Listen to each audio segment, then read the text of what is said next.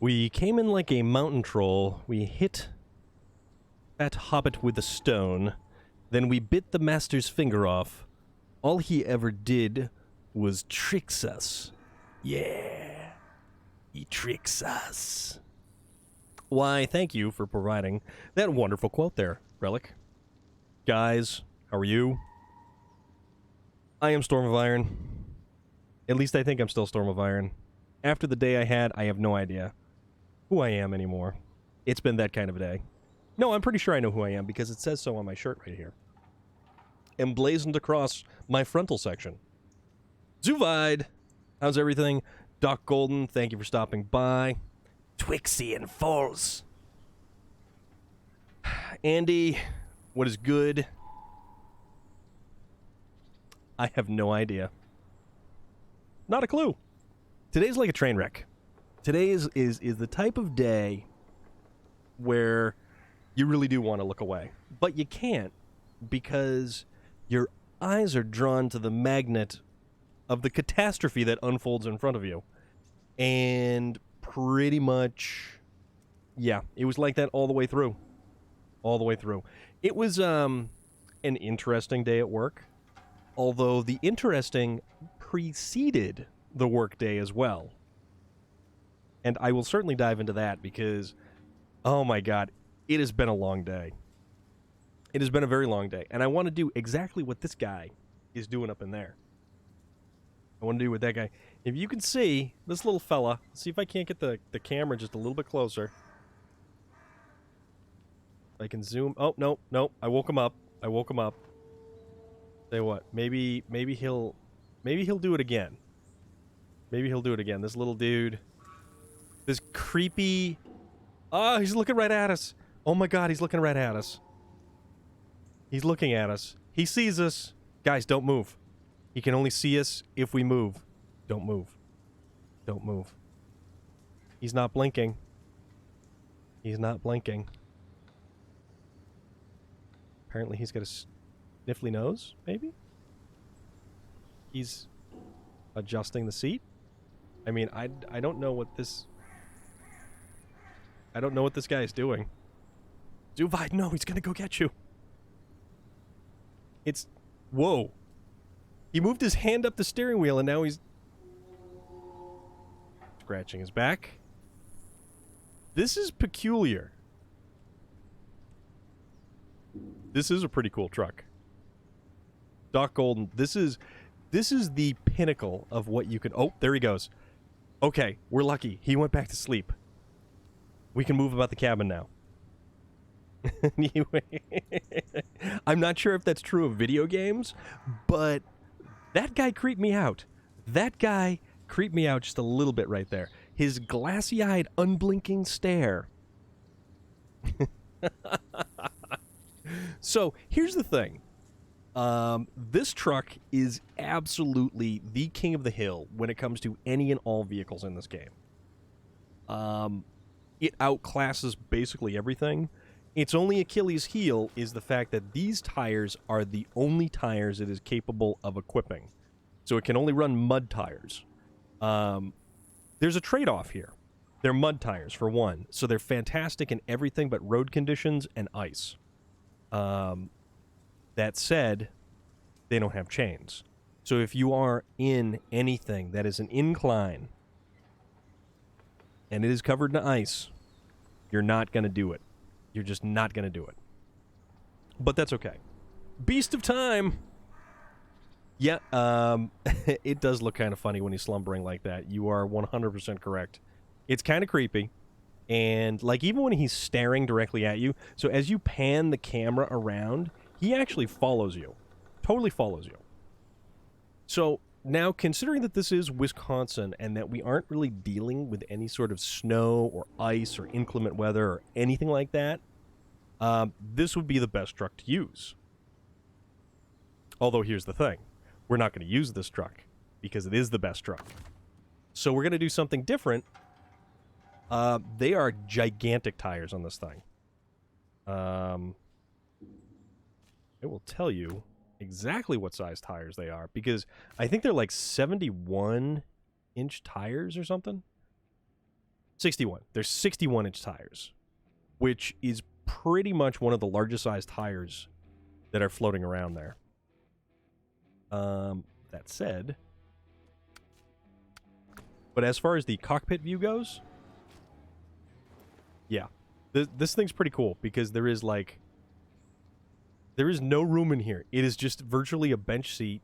There's maybe a CB radio over there, and there's a whole bunch of dials and switches, and I mean, there's some stuff here, but it's cool. It's really cool stuff. Speedometer is right in the middle. Not that it matters, because only a few, Zuvide. Only a few. Although the nice thing about this truck is we don't actually have to replace any of the tires. So as I was saying, we're not going to use the best truck. We're going to use this truck. The hidden missile launchers. No, that's on the Dan. The Dan with like a repair body makes it look like an ICBM carrier. So we are going to use this bad boy, which is also very utilitarian. There's our escape hatch on the roof. Oh, it looks like this guy has up on the sunshade right there. It looks like we've got I don't know, credit cards or something. Maybe some ID. It is the most personal item I've seen, other than this dude that, like, I don't know, man. Kind of weird. But I do like all the mechanical linkage for the levers on the side there. It looks really cool. So this is the truck that we're going to be using, and this is the thing that we're going to be hauling, because this is not the best of ideas. Playing alongside, also playing this game, nice. Solistrato. It's a social security card. Take it and live off the identity fraud forever. Yes, we could live off of this dude's glassy-eyed husk of a shell. I'm not even really sure he's somebody, but, yeah, you know, Road Warrior. The truck that they had in Road Warrior was awesome. That was so cool. All right, so this is what we're doing, because we are not intelligent people here. We are not intelligent people. We are going to use the 8-slot cargo trailer to begin ferrying the lumber that we made from the sawmill, or, well, we made from the log stations to the sawmill. The dairy does not have mud tires. The best the dairy can actually equip is, the hell is it? Like most other American trucks, the dairy can only equip off-road tires, I want to say. Let's see. Because we are in Wisconsin, we can do this. So, the dairy Longhorn. No, we don't want to purchase another one. We just want to preview it. Thank you very much. So, the dairy Longhorn has highway, all-terrain, and off-road. You know, it's funny because they look like mud tires, but they're not, which is too bad. The chain tires are only different versions of the OHD3s. So it's not terrible, but it's not exactly great. That said, we're not actually going to be doing... Actually, wait a minute. Hold on. You know, it occurs to me. Okay, time out. So here's the thing. We've got 2 highway trucks that we never, ever, ever use. Neither of these have all-wheel drive or a differential lock. We're not actually really going through any mud or inclement terrain. And I wonder. Oh, do I wonder? Which one do we want to try? Do we want to try the International? Or do we want to try the Ford? So that's A and A+. Let's see which one is the more powerful. All right, so that goes to S+. And which one does this one go to? Preview.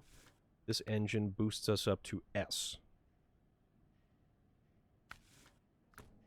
That also has smaller tires. Wait. No, they're both the same size tires. Okay, no, they're the same size tires. The Ford looks cooler. Go with the Ford? Okay. So tell you what. Actually, you know what? You're right, because the Ford's got the cooler exhaust stacks on this thing. Actually, I'll show you some of the cool stuff that the Ford has. Purchase and deploy. So let's customize this bad boy. We'll put the big engine in. What do we want to use for a gearbox? Let's use... Actually, the high range versus the off-road gearbox changes it from B+ to A- on the fuel consumption. You know what? Let's do the highway gearbox. It has... Ooh, this thing has raised suspension. Okay.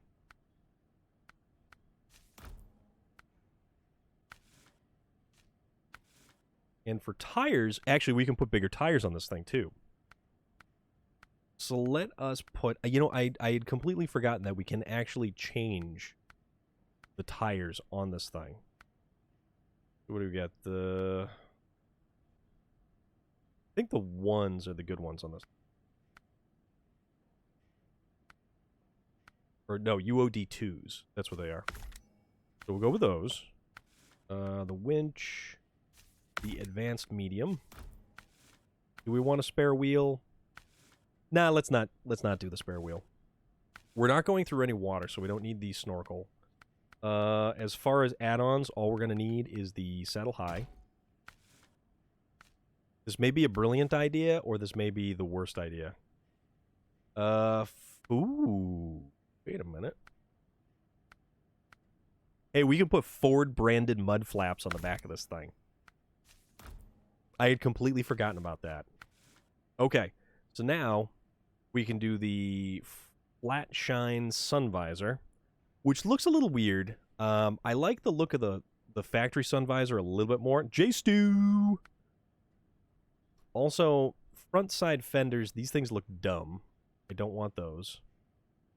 Because they also cover up the the external blinkers. So, I think... You know, this thing, that kind of makes it look like it's angry. Like, it's really angry looking like that. Alright, so we'll let that alone. The roof fender. Or a beacon. The roof fender is gonna... The unibrow style? Okay. Alright, I'll roll with the unibrow. Okay, we can do that. We can do that. So, the roof fender will definitely make us look like an over-the-road trucker. The giant unibrow. So, it's got... You know, it's starting to look like it's got a mullet. It's all business up front and party in the back. What else? What else? Front bumper. Do we want... trapezium, defender, or the flathead? You know, the flathead kind of sticks down a little bit more. But you know what? We're going to go with it just simply because it is the most expensive one. Let's see. I don't know why these are on here. So we can extend. It looks so... Exactly. So with the giant front bumper and the unibrow, which you suggested, and the little air deflector up top. Tell you what. We'll hook up these... what do we got for exhaust? Ooh, wait a minute. We can do the flat cap. Slant cut is not... Actually, that's kind of cool. Cathalan, thank you very much. What's good? How is everybody today? Is everybody good? Everybody enjoying their Monday so far? I am enjoying my Monday a lot more now that I am here, and we're going to do some goofy stuff. So personally, I kind of like the two giant shotgun barrels that the muzzle are. If the flat cap was a little bit like taller, it would be one thing. The stock is actually the most visually appealing because I like how it's rolled out to the side. But you know what? We're going to go muzzle because it's just bizarre looking. Although that slant cut is... Hold on, let's see. So that's the slant cut from the front. And then that's the muzzle from the front. You know what? No, let's do the casino heist. Gonna see. Yes, yes. I have not done any of that, so I have no idea. It's mostly because I never got around to getting a big enough like group of people. All right. Let's just make these wheels, these cool ones right there. As far as color goes, do we like a solid color? Or do we like... Ooh, whoa, whoa, whoa. Foobar! I hope you are doing better than you were earlier, good sir. Yeah, getting a group of people for that is pretty difficult. What do we want to run for some twisted, trippy colors here? Because these are like retro 70s colors. Yeah, the pickle truck. Yeah. I mean, there are some weird... You know what this reminds me of? This one right here. This one reminds me of fruit stripe gum. So does this one. This one ever so slightly. You need to get your funds racked up to mustard yellow. You like the mustard yellow one? You've earned at Fubar. You absolutely have. Yes, we will keep it the 70s. Okay, we'll go mustard yellow. We'll keep it in the 70s, and that was still probably a fruit stripe gum coloring or flavoring. Oh, shut up. I wasn't talking to you. I don't know why my phone was talking to me, but...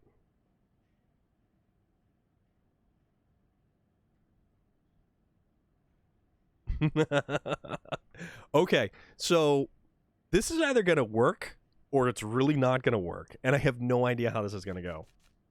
We got our wheels, we got our paint, and as far as decals go, what do we got for bobbleheads? Mr. Walrus, a Datsun, or you know what? We'll go, if we want to go retro, we're going to go Hawaii. And then let's stick Pine Tree. Pine Tree. Looks like it has an iffy mustache. Yeah, just a little bit. Just a little bit. Yeah, okay, we're gonna do the Pine Fresh. Also, for some reason they put these curtains in here. I believe this is more of a thing for trucks in like different areas. But yeah, there is very large, ample cup holders on this dashboard. I don't know if I want to run with these because you can't see it behind the visor because that visor blocks a lot. Potentially, we don't really need to put any stickers because we're not going to be looking at that stuff. Exterior stickers, I really kind of wish they had a Pork Chop Express sticker because we would absolutely put the Pork Chop Express. So let's see. Let's find something. You know, it's nothing. Yes, exactly. We are going to be stopping at the 7-Eleven. We will be obtaining a big gulp. It will be some obnoxious flavor of off-brand soda. You know, I don't know why that works. I really don't know why that works, but it's sort of... These have some really peculiar, probably for truckers that stay away from home a long time. That one was more, it was very much more cosmetic. Young driving, what the hell? Top Gear? Top Gear. It's not Top Gear. Truck. Or simply, for Mother Russia. I don't know, I think we're gonna roll with with this goofy bugger. Fubar is also SnowRunning this evening. Decided to finally tackle the Michigan Super Order. Awesome. The Mastodon one makes me think of the metal band. Wasn't there one name? Yes, there absolutely was a band, or is a band named Mastodon. Got my free auto shop today and ran one of the missions. I got to blow up a train just to steal some ECU chips. Yes, more iffy facial hair. Exactly, more iffy facial hair. There's apparently a lot of YouTubers, or not, excuse me, YouTubers, Twitch streamers who definitely their facial hair is their thing, and it's like, okay, this is weird. Mastodon is a great band. Saw them live a couple years ago. Love slapping a face of a random man. Yes, that is exactly what we're going to do. Also, same deal with windshield stickers. They're a little bit on the weird side. Big and dirty doesn't apply. Mud up or shut up doesn't apply. So we can either go with on fire, which is oddly specific, or twin dragons. I think I like the fire one just a little bit, and it'll go with our very weird color selection. So this is what we've got right here. Yes, Brutal Legend. It has a lot of great old school metal in it. The soundtrack, Jack Black. Yes, Jack Black was all the voice acting from that. This is our spicy mustard truck. Relic, you are 100% on point. So the fire looks better. Okay, so we've got this giant brick of a truck. And now we've been fiddling with this truck for so long that it's gone from afternoon to evening all that quickly. Brutal Legend is one of my favorite games of all time, Relic says. Yeah, it's supposedly a really great game. I've never actually gotten around to playing it. So what we're going to do, I guess, is say, sorry, Mr. Dairy Longhorn. Okay, also, for size comparison, this is not a small truck. This truck is huge compared to something like the Dairy Longhorn that is also gigantic. So what we'll do is we'll kind of bounce over here. We will sell this trailer because we're cheap, and I don't want to, you know, have multiple giant trailers out there. No, we didn't want to do that. Actually, you know what? Yeah, we did. Let's tell you what. We'll do this. Here, we'll check this out. So this is the Zik 605R. This is the pinnacle of... Nope. Overshot. Overcooked. This is the pinnacle of big truck. You can really see the difference 61-inch tires make versus 43-inch tires. And even still, the profile on the truck... Yeah. Cathalan, the Dairy Longhorn is specifically a heavy tractor for hauling military equipment and cargo. But this really gives you a good idea of just how large this Ford cabover actually is. And it's deceptively large. So now I love the dairy and the red camo. I absolutely love. That is my favorite camo color right there. Okay, so this is what we're going to do. We're going to put the 8-slot trailer on this bad boy. Also, let's just get these things out of the way. It was every type of game possible rolled into one. Adventure, racing, real-time sim. Yes. Yep. Yeah. So the 8-slot trailer is a bear to get around. The 8-slot trailer you can usually not even get in and out of your garage effectively. So I have no idea how any of this is going to work. Although, so here's the cool thing though. So if that is the 8-slot trailer, Brutal Legend also has a ton of references in it and humor. Aussie, oh, I forgot about that. That was early PlayStation 3, I think. Yes, Zuvaid, you are quite correct. The 8-slot is almost undrivable. And we're going to use a highway truck to do the hauling. But this is the, Rumbada! Rumen, a.k.a. Rumbada, sounding the semi-truck horn, letting us know he has arrived. Yeah, it was PlayStation 3 and 360. Okay. Then you had Ozzy, Lemmy, Lita Ford, and Rob Halford. I love Halford. Rob Halford is awesome. How are you this afternoon, or this evening, or tomorrow, or whatever time it is for you? Now, here's the cool thing. So that's the wide flatbed semi-trailer that we actually use to haul the Star in the Sky mission. So you actually had to get this trailer to bring it to the Star in the Sky in Imandra to get the bomber from the lake and transport it back to the airfield. So now, we're not going to worry about any of that. What we're going to worry about is hauling lumber. See, this thing? and then let's go look inside. Okay, so this is our view from inside. So we've really done wonders on limiting our field of view. We've got fire down below in this giant sun visor up here, where the sun never really plays a factor in this game. But man, look at these cushy seats. They've got armrests, and they've only got lap belts. Oh, wait, no, we do have a shoulder belt. My bad. And whatever that is there, is it like a Mr. Coffee over there in the corner? I have no idea.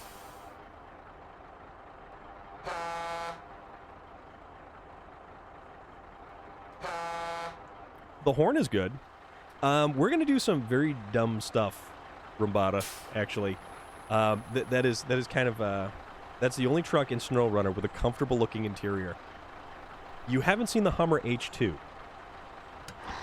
You gotta look inside the Hummer H2, because that's like field of view. Exactly.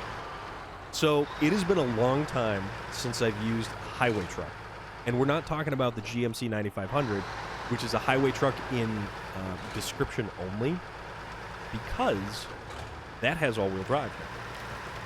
Sean Bergen, I hope you are well. How's everything? All right, let's get this bad boy rolling. Betraying Rico. We're doing dumb stuff today. We're doing not the most intelligent of things today.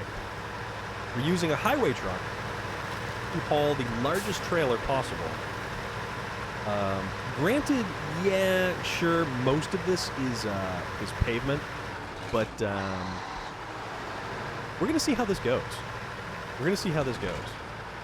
And maybe I'll try to make one of these runs exclusively from the cab view.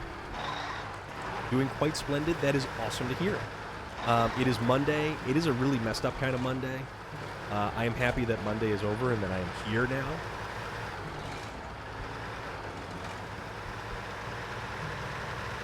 This truck is a very quick truck. Dumb stuff is generally fun. Yes, it is. Yes, it absolutely is.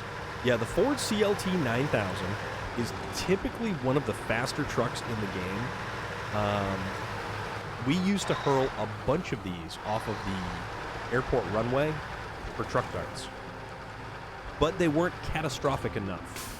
They were very plain. They went down the runway a little bit too easily, I will say. So they didn't make as dramatic of an impact when they hit the ground. So we kind of scratched them, and then we went to the Caterpillar CT680 and the Royal BM17, which in terms of fast trucks, they are the fastest. Having a great Monday. Every day is great. Gotta live life to the fullest. All right, now we're already stuck on something. What are we already stuck on? I think we're maybe stuck either on a rock or... Yeah, we're stuck. We are legitimately stuck on a tiny little rock. So this is going to turn... Oop, nope, don't jackknife, please. All right. So just for the hell of it, we actually put the... yeah, absolutely never know what can happen, Sean Bergen. Chaos and catastrophe is essentially what we traffic in here. That is a part and parcel of what we do. Also, I'm curious as to whether the CT6... Ooh, that was some substantial damage. I'm curious as to whether the CT680 or the CT681 is faster down the runway. So that has potential. I don't know why they did. They added the highway trucks to for the highway to hell. Yeah, there are 3 specific highway trucks. So you've got the International, you've got the Ford that we're using, and then you had the very beginning, the first actual big truck that you got, the GMC 9500. And the 9500 in Amandra, we could pick up the all-wheel drive for that. And it completely transformed how the GMC 9500 actually operates. But that leaves us with 2 specific highway trucks that I mean, I don't know, dude. I don't know. It's just kind of one of those things.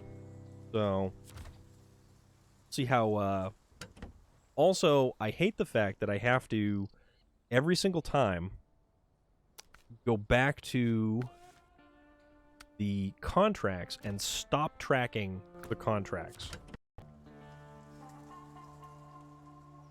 Alright, so... yeah, I've never actually, short of the GMC 9500 that you have to use in the beginning. Andy, how far were you? I hope you were able to save that. That would be unfortunate if there were any kind of issues there. Also, I don't know if any of you guys caught the car show, Cars and Coffee, from yesterday. It's online, so it automatically saved. Okay. Just making sure. Andy was having too much fun, and the game was like, nope. Effectively, yeah. So I don't know if you guys caught any of the stuff from the car show yesterday. But yesterday, we were up at the Seacoast Cars and Coffee, and that's about an hour's worth of me wandering around looking at everything. And for everyone who was there, you get to see 9 DeLoreans, I think? 9 DeLoreans. Also, this is muddy, although it's going through that rather effectively, which is kind of terrifying. That blue Corvette, that, yes. It was like that Laguna blue. It was like a lighter blue, but not really a light blue. And we did get to see goats. Relic, we absolutely got to see goats. I should have gone back afterwards, and I could have gone longer, but man. Yeah, that was the one on the Discord.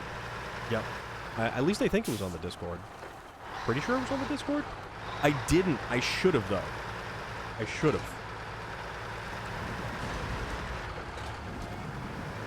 Oh, there was the Corvette. Yeah, that was actually a Corvette. Yeah, Betraying Rico. It was awesome, man. It was so awesome. Speaking of discussion, I saw earlier the Discord convo about the best-looking plane. What about the SR-71? Nice design. If I had a spaceship, I'd love one that looked like the Blackbird. You are 100% correct on that. That is more of like a spaceship design. Absolutely cool. And I think, yeah, we do tend to talk about a lot of different things, and the fact that favorite aircraft design came up was brilliant, and I believe we have Fubar to thank for that. Which, I mean, that was brilliant. Hands down brilliant.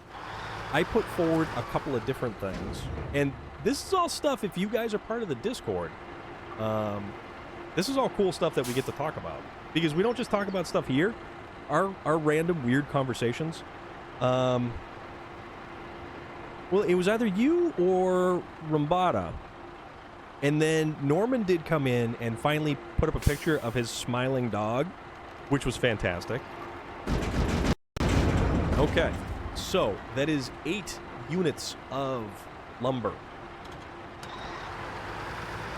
Oh, it was Rumbada? Okay.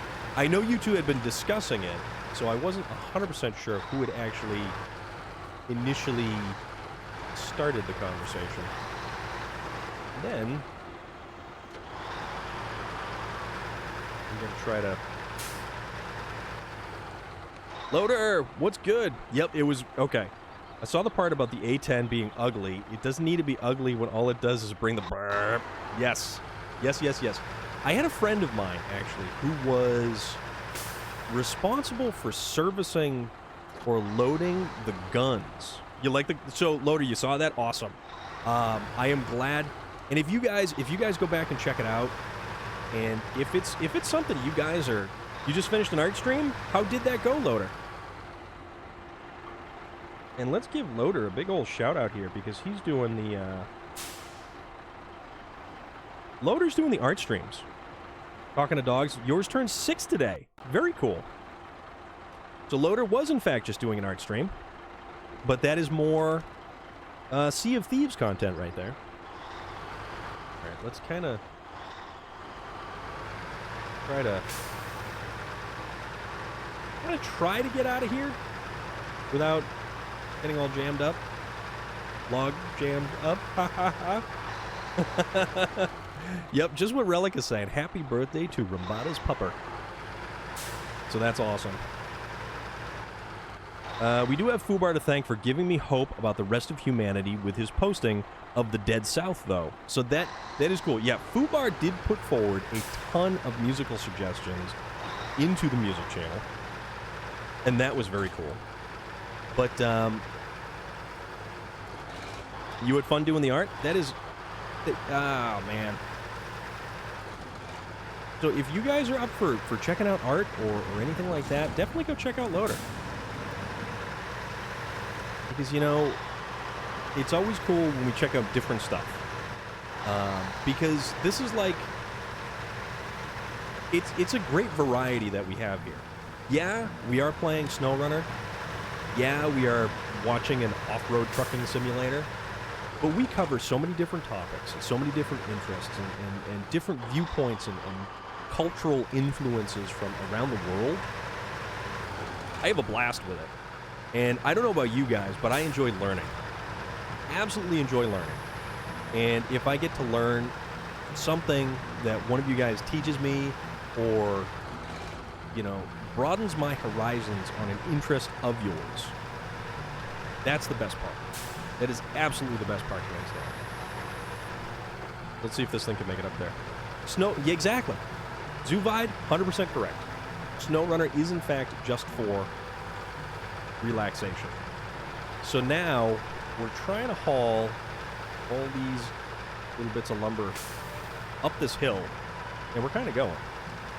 You put the Jeep picture on the mountain, says you destined. That was a very cool picture. Very, very cool picture. Spitfire is pretty iconic when you think about propeller fighters. That Rolls-Royce engine kept it being used. Yeah, so it is amazing the automotive manufacturers who became involved in aircraft design and technology, even if all they were doing was using their engine or power plant. Also, this isn't good. We are apparently stuck on a rock.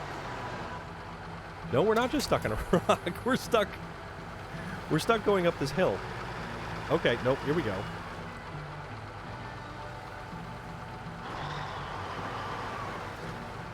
Come on now.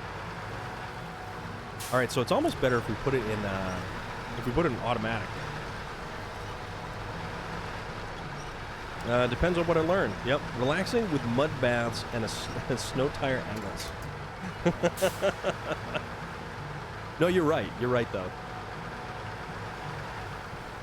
I am, so, what is it? It was a video game. Not a video game. It was a computer game. Here's one for you.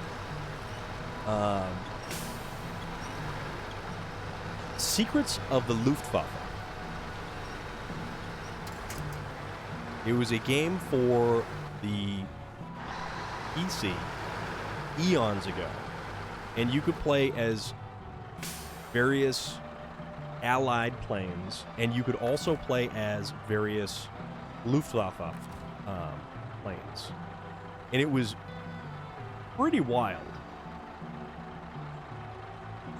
All right, seriously, where's the... are we not? There we go.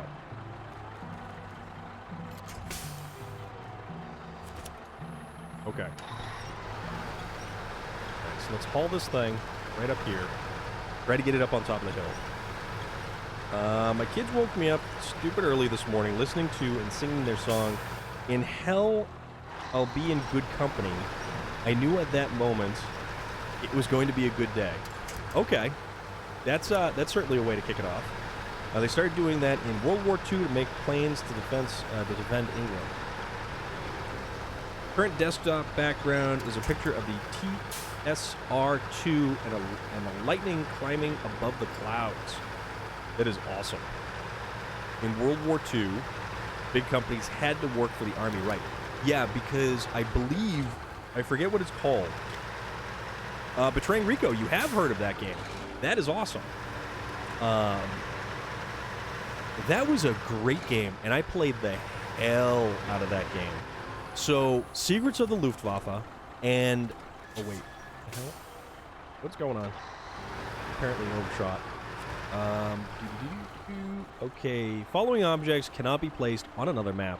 It may cause collision problems. Continue anyways. Yes, please continue anyways. Gunship 2000. So that one wasn't airplanes. That one was helicopters. And you could use the Cobra, the Apache, all kinds of different. The Hind.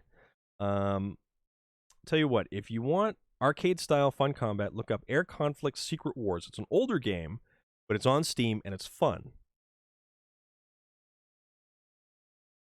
Give a lot of credit to the pilots in World War II. Most of our planes were not as good or fast as the enemies. Yes, it's true, because the Germans came up with the jet engine fighter first. It was more... that thing was crazy, but they couldn't develop them in the numbers to really sway the tide of war. That was the only thing. Thankfully. That was the, crap. What was the name of the, damn it, now I gotta look. So, here's the interesting thing, Doc Goldeneye, about the winches. You've got different power level winches, you've got different length winches, and the final winch, the top tier winch, is the longest and most powerful. And depending on the type of truck, it's more powerful than other types of trucks. Messerschmitt ME262. Yes, Fubar, you are correct. I just looked that up too. Secret weapons over Normandy. Yeah. So the flying wing was also a really unique design. Am I? Couldn't have been.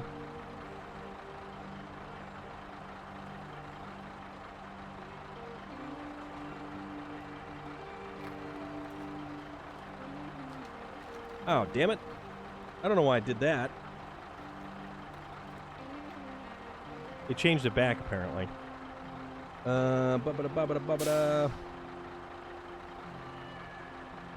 Okay. Awesome.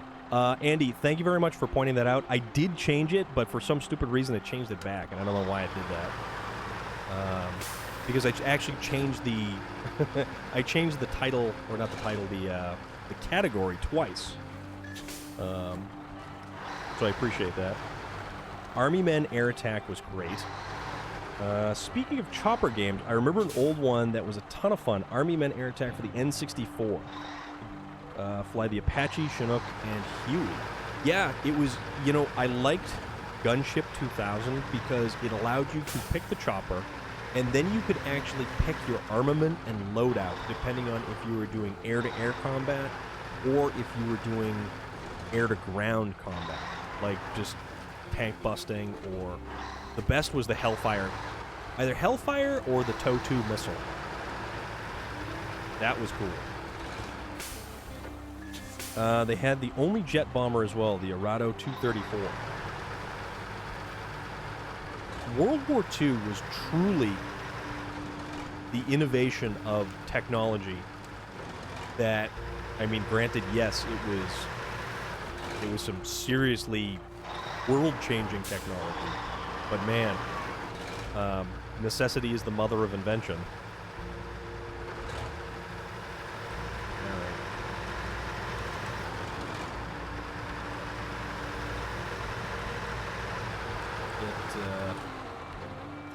A little too fast, a little too fast.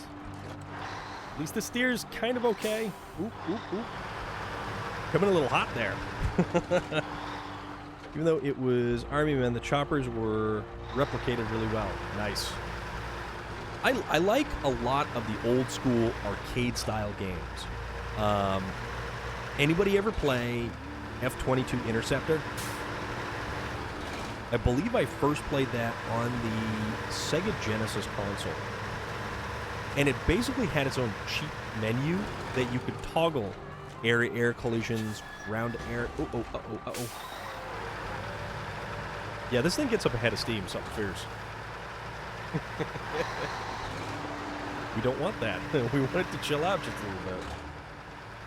Maybe this was the wrong transmission to choose. Maybe this was the wrong truck to choose. Or maybe this is exactly what we needed to choose. Oh, man. All right. Okay. So. Yeah, it was a great game. Okay, so offloading all the planks. So technically, we even with the metal beams that we have in stock, we can only make one rail section. Only one. But we're not going to make one now because we need to figure out. Hold on. So it's 2-to-1 ratio. So 4 planks to 2 metal beams. So that'll be all right. So it'll be.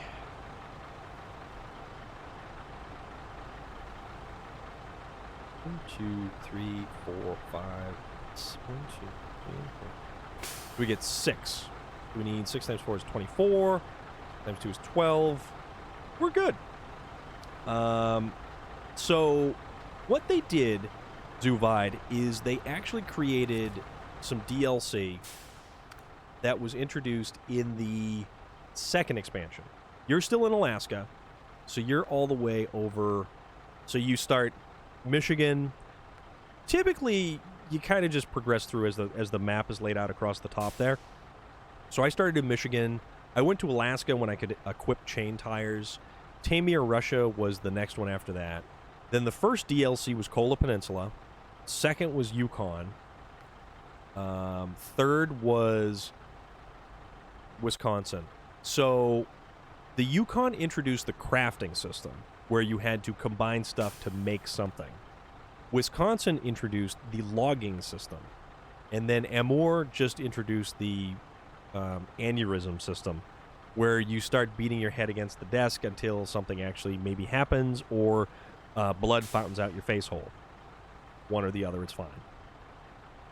But I really, really like Michigan and Alaska. You can kind of do those maps at your own pace, however you want to do them. When you move to Taimyr, the only thing is to get from the drowned lands to Quarry and further, you have to do a lot of contracts to move you from the drowned lands and open up like an avenue of like a tunnel. You basically have to open up a tunnel. Wait a minute. Now, which way do we want to go?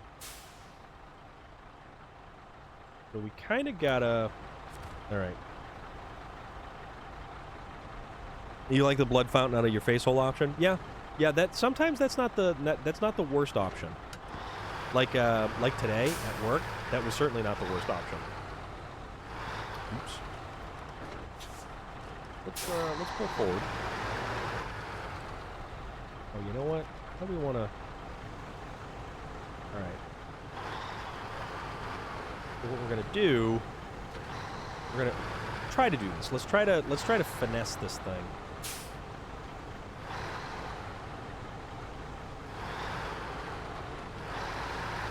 Yeah, we're totally messing this up.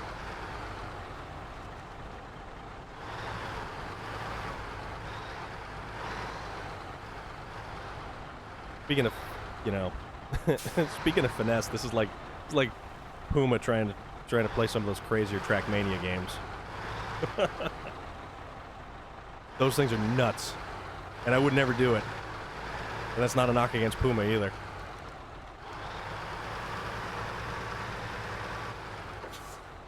I think you are not a truck driver in real life.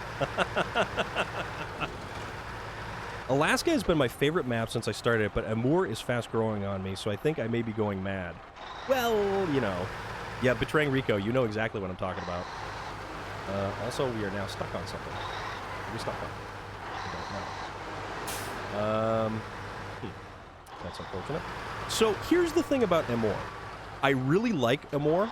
I really do. I find that it's one of the most technically complicated maps in the entire game. Amur is like Jenga, and playing Amur... Alright, you know what? Let's trade trucks here. Let's trade trucks. Let's kind of pull this guy off to the side. Park and brake. Let's see if the Gary Longhorn 3194. Let's see how this one does now. Also, let's make it daytime so we can see what the hell we're doing, because this is kind of ridiculous. Amore is definitely like a giant Jenga puzzle. District B13, what is good? I hope you are well today. I hope you had a fantastic weekend.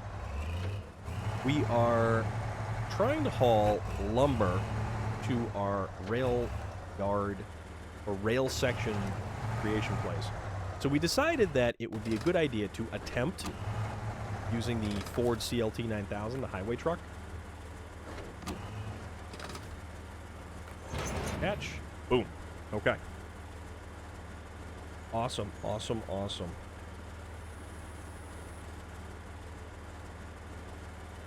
District B13 is another SnowRunner player. And he does a lot of hardcore SnowRunner.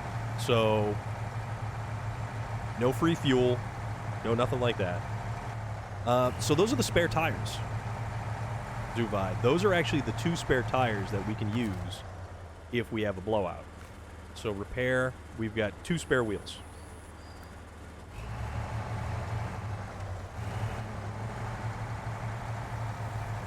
Oh, that is fantastic. Yeah, see, that's so cool, man. And this is what makes the SnowRunner community very cool. And let's give Sean Bergen there a good old shout out, because that looks like some more SnowRunner. SnowRunner over the edge. You know, we have a lot of fantastic SnowRunner streamers in this community. SnowRunner streamers, SnowRunner players, and the great thing is just how willing everyone is to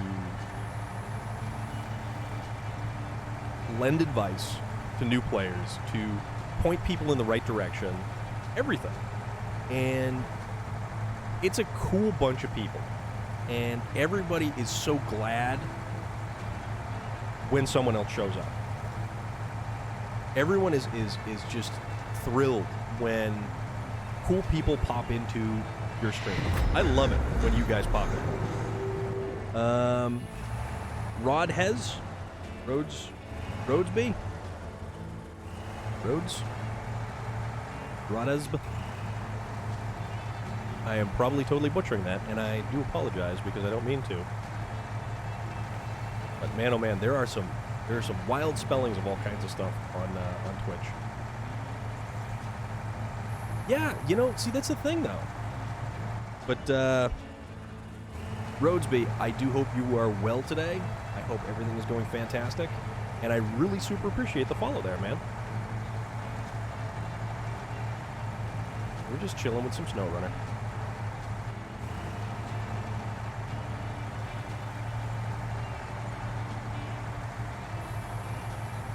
Oh, they did they? Alright,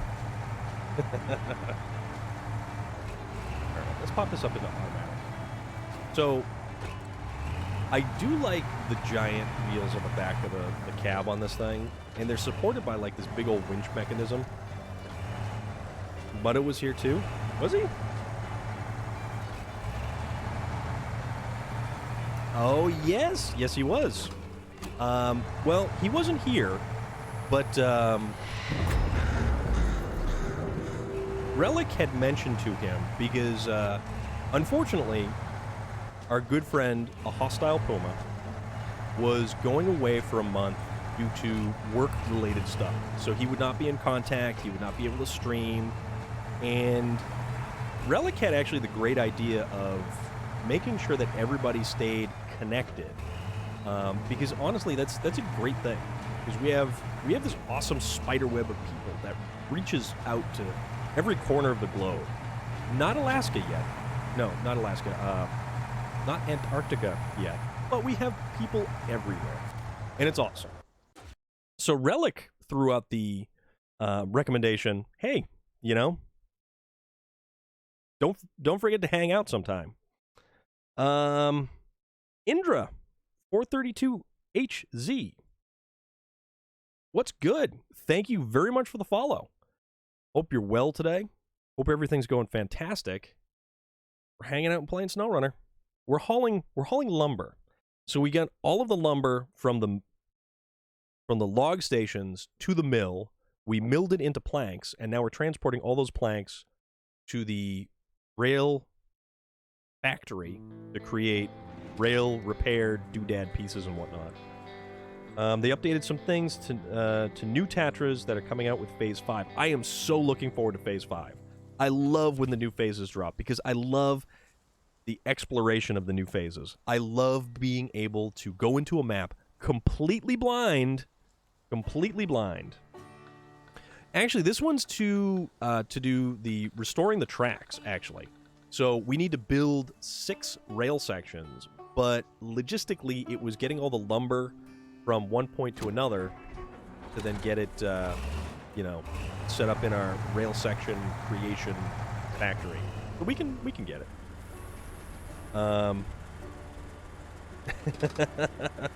Have some shots. Not sure if some Storm got a section on Discord that I can share if anyone is interested.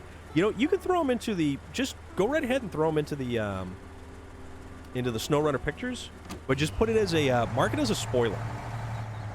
Try doing it manually, and it definitely kept me busy. Yeah, there is a lot of stuff.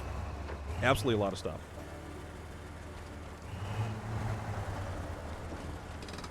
Can you say, this is Casey Kasem, and you're listening to America's Top 40? And here's the thing. Within every gamer stream, diversity within moods and vibes. This is common everywhere within life, but keep the ones that make you feel like you're purposeful. Sean Bergen, that is some fantastic advice. It is some fantastic advice. Yeah, Indra, I don't like loading manually because, well, for one, I'm lazy. But, and two, like, loading, so I need to transport 24 units of wooden planks, and each one of these 8-slot trailers will hold 8 slots worth of wonderful cargo. And that would take forever to load and load and load and load. So I'm like, you know what? I'm just gonna throw it all on there automatically because it's just easier that way. So smooth, like butter. Is it, I can't believe it's not butter? Or I can't believe it's not butter spray? It's really awesome how wide the net spreads. Also love catching your streams. SnowRunner and Storm equals chilling and relaxing vibes. Well, Betraying Rico, that is exactly what we're going for because I worked all day. I want to chill out and relax too. Absolutely want to chill out and relax. I need background noise, fighting depression hard. Rebecca and Miracle, I hope you're doing okay. Thank you for popping in and joining us. And if you just kick back and relax and listen to the banter and everything else that carries on around, we're certainly here for it. Okay, open the storehouse.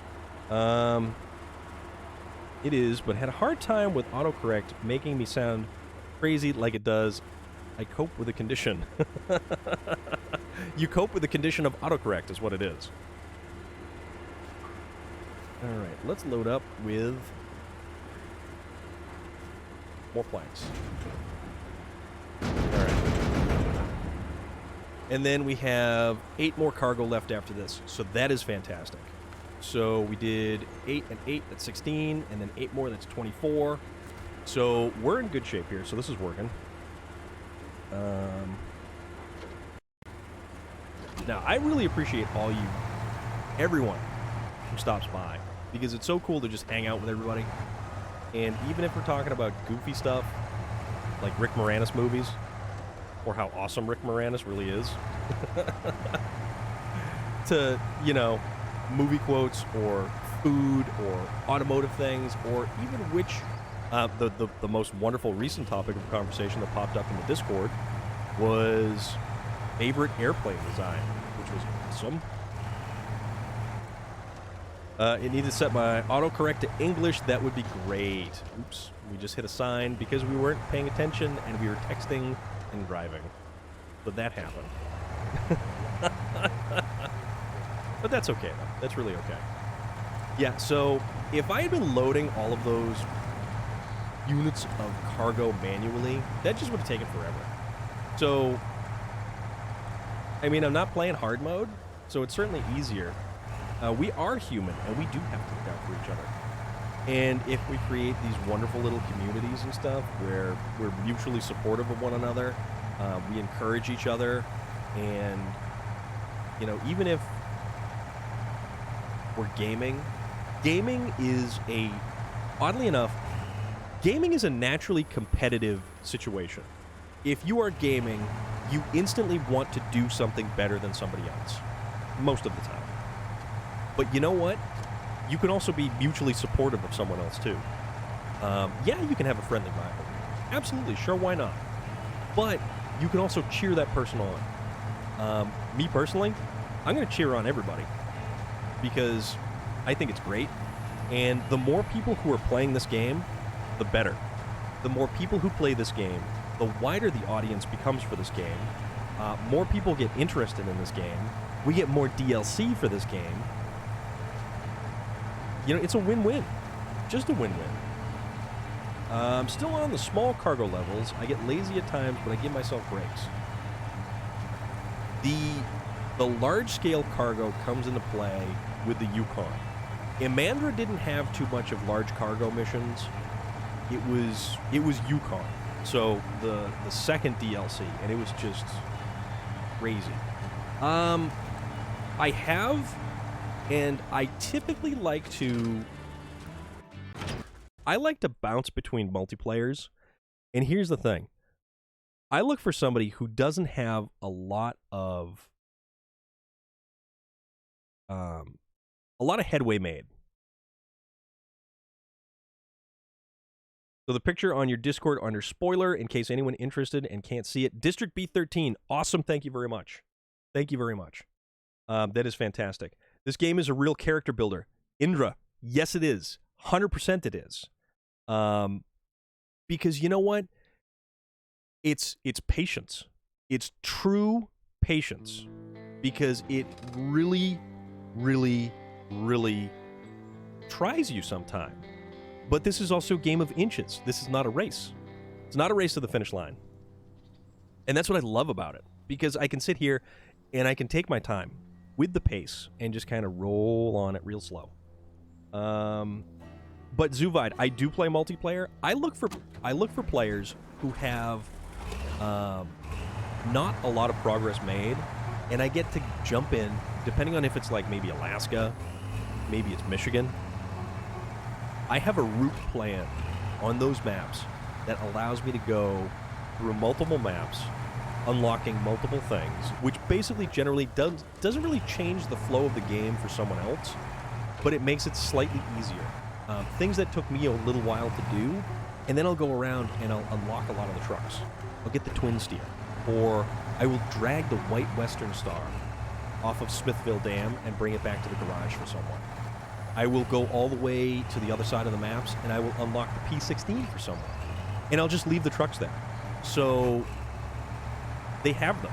They can use them. They can find them. They can make use of them if they want to make use of them. I unlock some of the larger bridge expanses or roadblocks or anything like that. And it's a lot of fun. It's a lot of fun. And I get a kick out of doing it. You're one hell of a dude. Stay tough and bright out there. You have to shine like a diamond, my kind sir. Embrace it. Sean Bergen, I greatly appreciate that. I greatly, greatly appreciate that.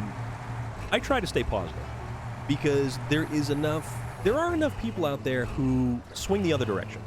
And there's enough bad stuff out there. Why focus on the negative? Why not just simply, even for a couple of hours, give people a place to go, talk about cool stuff, talk about good stuff, maybe forget that the day wasn't exactly how we wanted it to go. Maybe forget that this was a rough day, and now it's time to sit down, kick back, put your feet up, and listen to, you know, stuff that's not negative, stuff that's not gonna bring you down. And we'll do it in an environment where there's a lot of cool people to hang out and talk to and share opinions and ideas and thoughts and learn things from. So, you know, that's what we do. That's what we do. Never use the 8 slots. So how many slots does the loading crane reach? If you put it in the middle, it will reach all of them. If you do, well, you have to park a vehicle beside it, and that's kind of what you have to do. So, always positive. I do what I love every day, and it really makes you feel at home. And that's what counts, John Bergen. That's absolutely what counts. Why did you not go around and collect wood from framing on the other map? So here's the thing. Here's the nifty. Here's the nifty thing. Oh, damn it! Did we? No, we didn't want to do that. Ah, crap. So now we've got that wood on the loading platform. We're gonna have to come back with a crane to kind of goof around with it. So the 2 log stations were very close to the sawmill, right outside the tunnel for this map.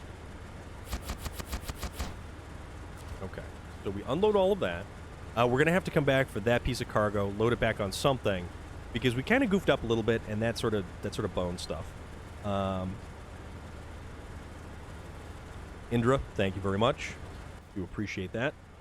So, while I could get lumber from all over this map here, the great thing about Black Badger... So, where is it? Where is it? We get the... Okay, so we get the... Nope, not that one. So we have the tunnel right here. So we have the tunnel right here. We've got a sawmill right here. We've got a log station here. And a log station right over here. These are fairly easy to get to. So I was able to ferry long and medium logs right over the sawmill to make all that stuff. Now we're hauling it to Grainwoods River, just right up there. And it makes it easy. It makes it real easy. So instead of going all over the map to collect the pieces and stuff like that, can you choose where on the trailer the item is loaded to, or do they always start? It always goes front to back. Always front to back. Andy, I'm just a goof living his life, doing dumb stuff and failing at video games. Hey, you know, as long as it makes you happy, you know. The thing most people don't understand is taking care of yourself first can then breed into taking care of others. Yes, you complete that concept we live and dream. Yeah, man, just, it's, focusing on the negative just takes too much energy. It really does take too much energy. Also, I'm probably going to totally bone this one up here. There are also tree stumps right there, to which I don't want to hit those tree stumps. So the Dairy Longhorn actually didn't do too bad. You know what? Today at work turned into an absolute nightmare, Rambada, but I do need to listen to those. I will absolutely listen to those tonight when I have time to sit down, to relax, to... Well, not that I'm not relaxing now, but we'll definitely check those out. We will definitely check those out because I do want to listen to them. All right, so we're going to detach the trailer, and let's use a different truck for the last of the loads for this stuff. But also, we need to get... anyways, I'll be lurking. My work is done here to spread positivity and love to benefit others. John Bergen, lurk away, my good friend. Lurk away. But yeah, Rambada, today turned out to be a really messed up day at work. Today was a really messed up day. We'll put it that way. It was a very long day. Oh, you know what? Let's just use... We'll just use this. We'll buzz over there. We'll get the, we'll get that last little bit of lumber.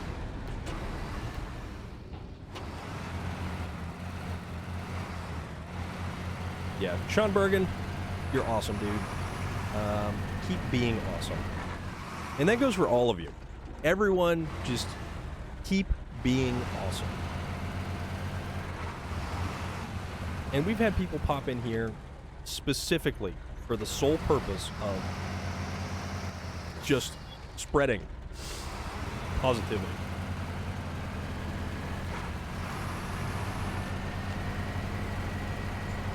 Oh, it absolutely is over now.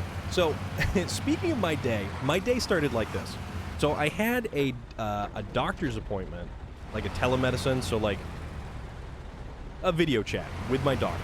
But I had to get blood work for a checkup because, you know, apparently when you're older, quote unquote, mirror flexing. Hope you're good, man. Hope everything is well. So, I needed to get blood work first thing. Or, well, I needed to get blood work for the appointment, which I had completely forgotten about. And, so, the only time to get blood work for me was first thing this morning. The lab opens at 7 o'clock. My job starts at 7 o'clock in the morning. You can kind of see how this begins to not work 100%. I will be an angel like I am. Sean Bergen, you're too funny, man. You've got one later this month? Nice. Gotcha. Gotcha. So, all right. Nope, we got to pack the cargo before we can get rid of the cargo. Pack the cargo. Open the storehouse. Unload the planks. There we go. Okay, so we make that disappear now. So recover this guy real quick. And then let's figure out which truck we want to use next to haul for the last load of lumber. So, I got to the lab at 10 minutes to 7. 10 minutes to 7. Yes, Loader, I believe you actually mentioned that previously. So I get there 10 minutes to 7. And oddly enough, I'm not the first person there. There is an older retired gentleman who is already there patiently waiting. According to the log sheet, it said he had been there since 20 of. Okay, no problem. I don't know why this is a thing. It's just a thing. So I patiently wait. The other fellow was a delightful elderly gentleman, very chatty. We talked. He got called into the office, or the receptionist, to fill out paperwork and stuff like that. And apparently, the receptionist behind the computer was having a little bit of an issue in the IT department. So they were having printing issues, is apparently what it was. Okay, no problem. All right, let's try the bore. Let's for the hell of it try the bore with the 8-slot cargo trailer. And she was on the phone with the IT department, and it took a while. So what should have taken 15 minutes, or at least I would have been back to work on a regular day at 7:15. I didn't get back to work until 7:40. Now, this typically wouldn't make too much of a difference, but here's the thing. I had my coworker banging sick. He took a day. So I'm like, okay, all right. It's stupid they're so early. Those old people have all day. Working people need to go before or after work. That's my opinion. It's very interesting that those with the most amount of time, for whatever reason, I don't know. It's just, and it's not to have anything against this dude. And he was very pleasant and very, very nice to talk to. You know, decent, elderly fellow. But yeah, he was obviously retired and just simply didn't have anything better to do. So his idea of starting the day off right was going in for blood work at, stupid o'clock. But that's fine. I was trying to do the same thing, trying to get in and out, be out of there, be back to work at like 7:15. So I didn't get back to work until 7:40. And predominantly this isn't an issue, but my coworker taking the day off, and the day turned into a colossal nightmare. An absolutely colossal nightmare. To which somehow I made it through the other side, and I am here now, hanging out, kicking back. Tough SOB! How are you? How are things? What's good? So, the real unfortunate thing is when I went to hop on the telemedicine, the live video chat where they send you a link, you click on it, loads up a web page. They did not receive my blood work. They didn't receive my blood work.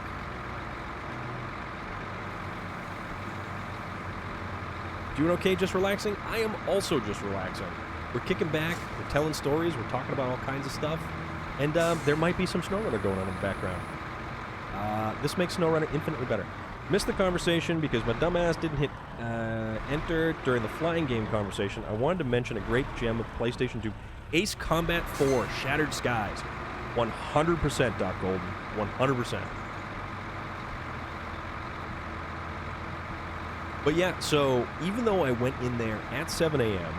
to get my blood work, to have for my appointment for 1, they didn't have it.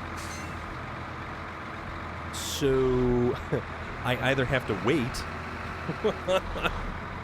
or my doc tells me, hey, it looks like you're almost due for your tetanus shot.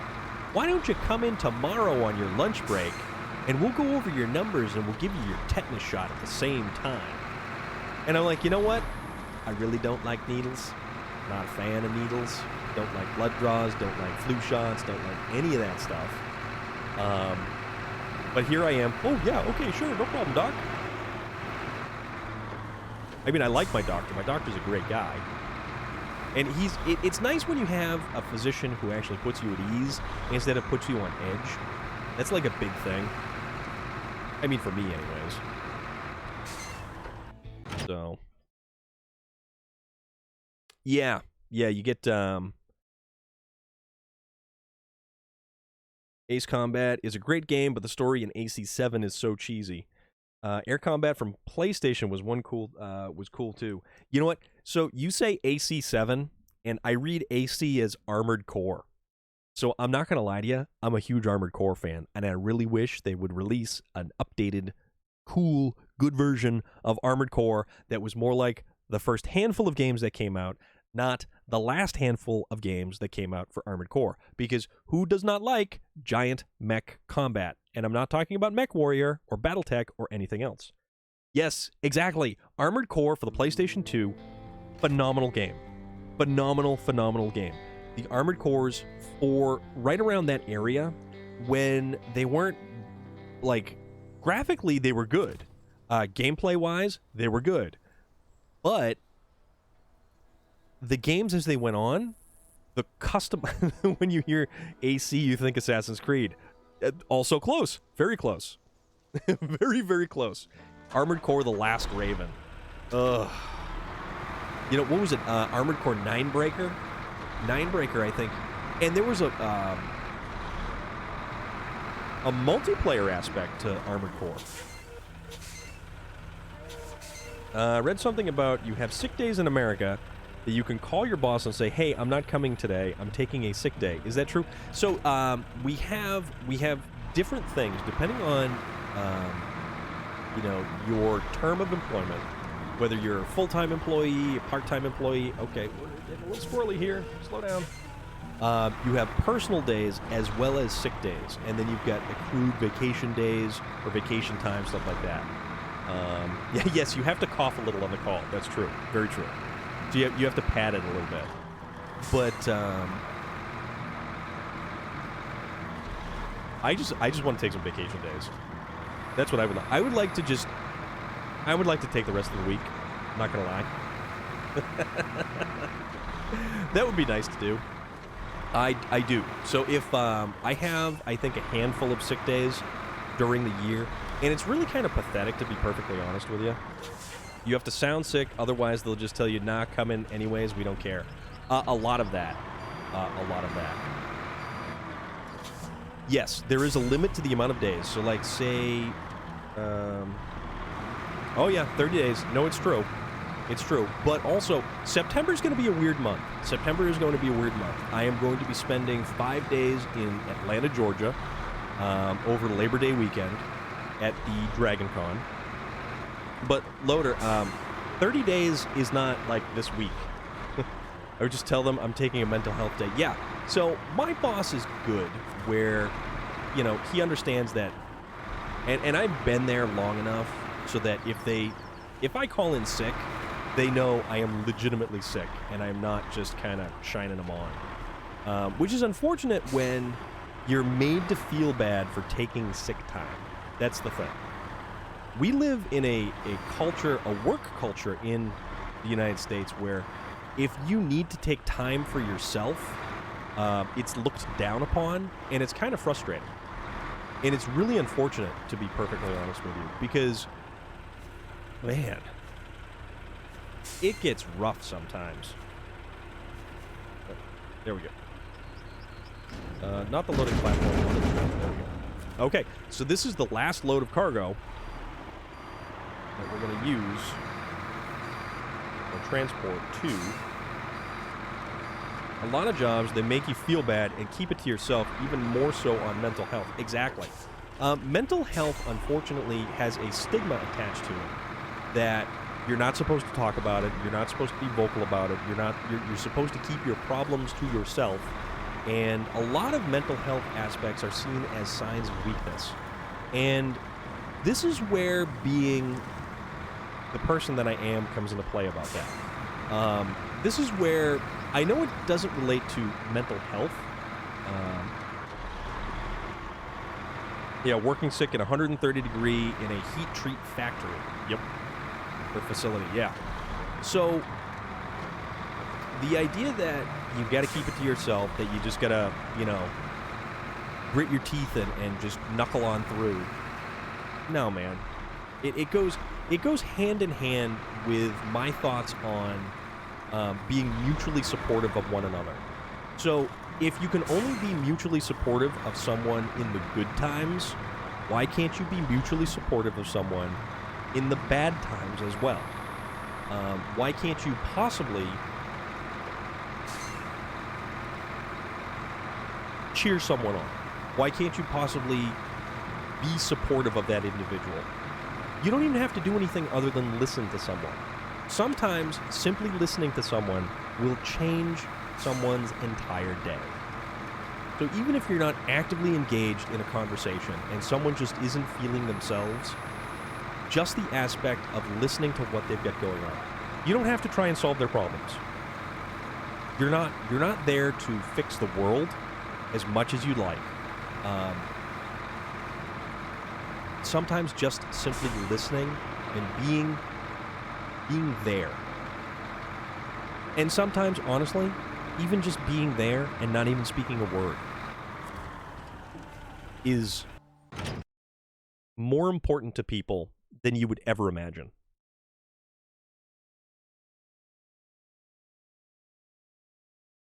Where I work, we don't have a boss. There is the owner of the company, and there are us. You have to work.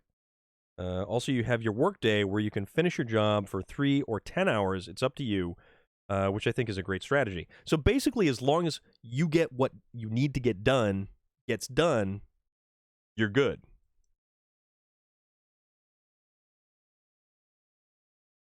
Why is my phone doing all kinds of things?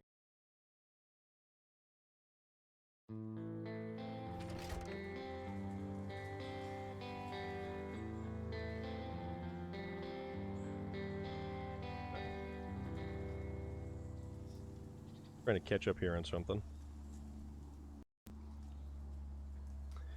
Here we have company doctors. You can be sick for a long time, but you have close contact with the company doctor. How it's going with professional help. That is fantastic. Okay.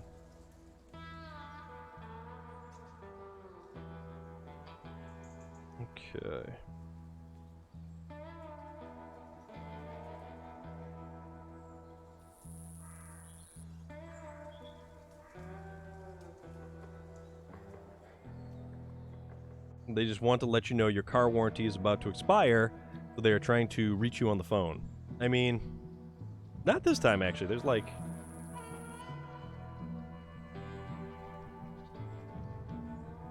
No, it's a whole bunch of notifications and stuff. It's like anytime I put my phone down, and then there's a whole bunch of stuff that pops up. It's like, oh my god, people, where were you earlier?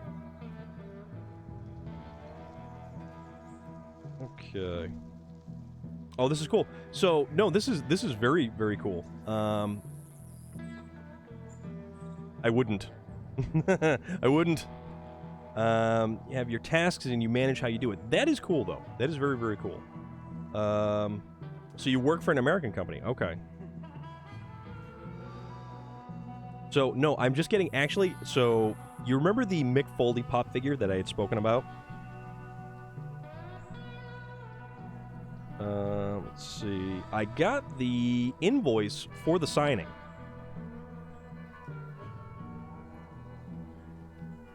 That's pretty cool. That is very cool.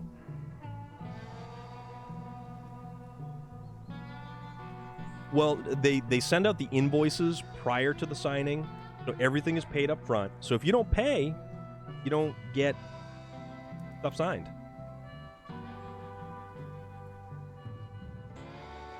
Which, I mean, I'm okay with that. That's fine. So the signing is coming up. And it's funny, too, because I'm sitting here thinking, wow, what is it, August? It's August, right? That August 8th is going to be... oops, that's a phone pole. Because the invoice is due by August 8th. And I'm sitting here thinking, wow, August 8th, that's going to be a really long time away. That's Sunday. It's Sunday. Is it Sunday? I think that's Sunday. Today's the 2nd. 6 days out. Sunday? Sunday. Yeah, because Friday is the 6th, which is another show that our good friend in A Killer's Confession, Waylon Revis, is going to be playing at, which our good friend Relic is going to be seeing, which is awesome.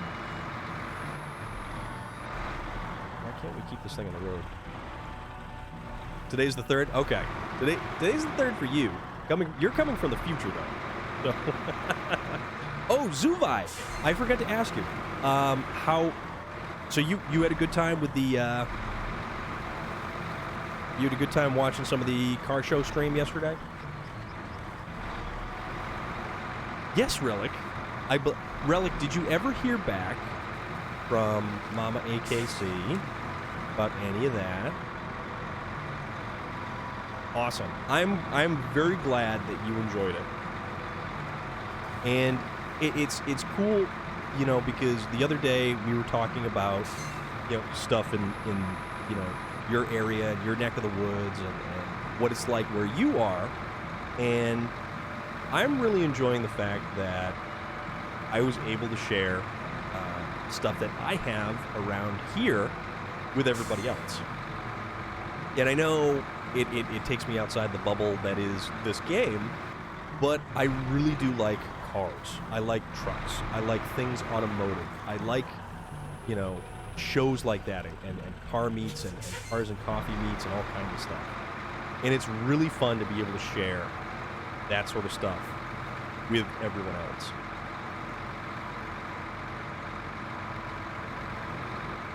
So,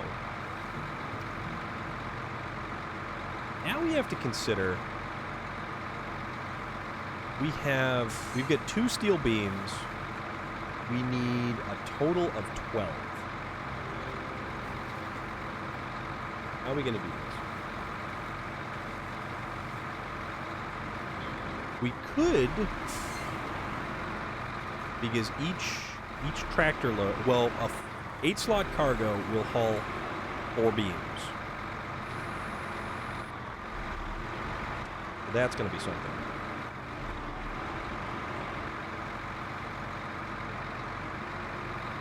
Let's see.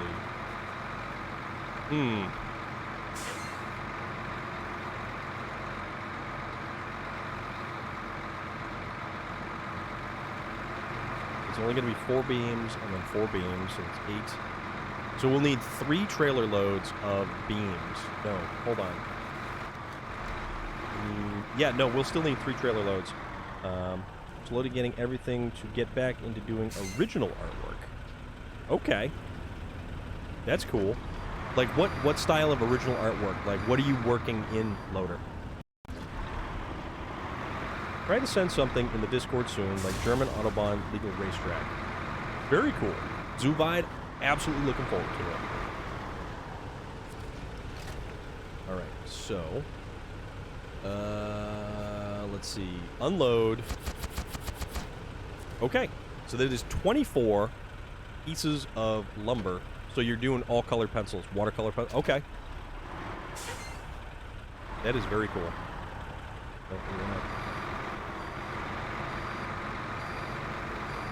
Kind of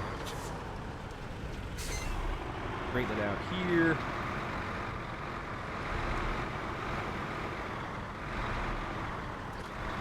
All right, now let's back up. Graphite pencils. Okay. There was an artist who was actually at the Terrificon that I went to so it would have been 2019, and then I saw him advertised at the most recent Terrificon, which was down in Connecticut. So that happened over the weekend. I really wanted to go to that because it sounded like a damn good time, but it just really didn't work out, and it would have been a fairly decent financial investment to go do something. Inflicted Sky, how is everything? I hope you're good. Tristan, B84, how is everything with you? We're just kind of trying to back this, because I'm half paying attention to backing this trailer in, so it's really not working as well as it should be. There we go. Now, let's hook this corner.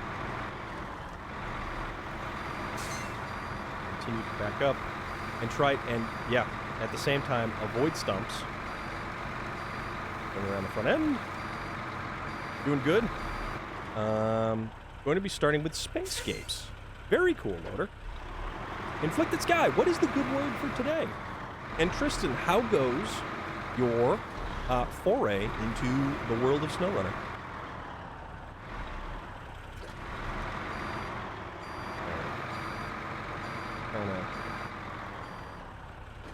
Let's just sort of, we'll just drag the trailer around. All we gotta do is get to,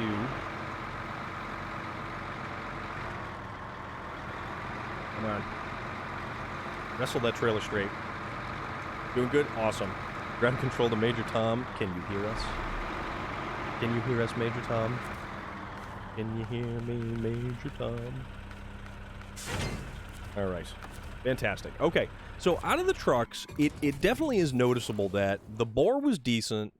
The Derry Longhorn 3194 was also decent. Jeff Ridamer was at IKEA picking up more stuff. Fantastic. What were you getting to outfit your delightful kitchen with? 500 sheets of hammer mill paper and a big trash can.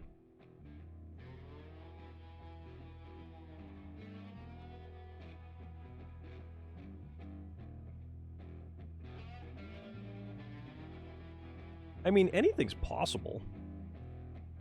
And Cathulan, very cool. Saw you pop up on the Discord there.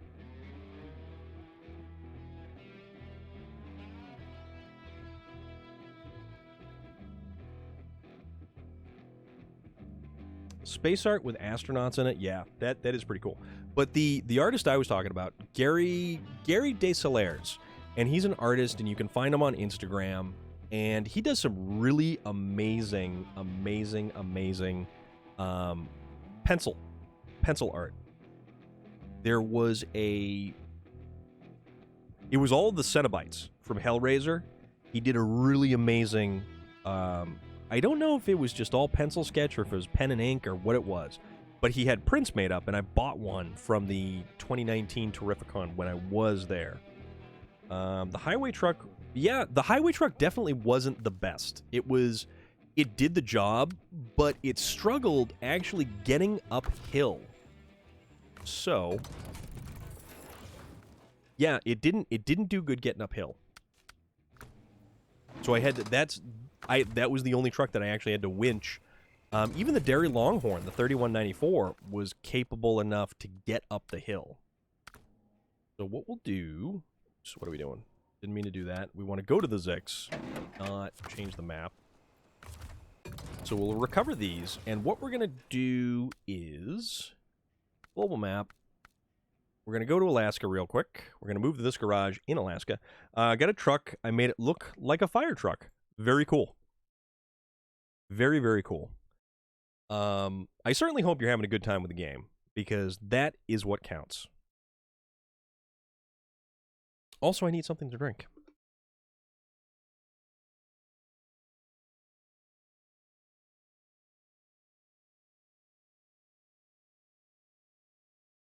I've certainly been trying to drink more water.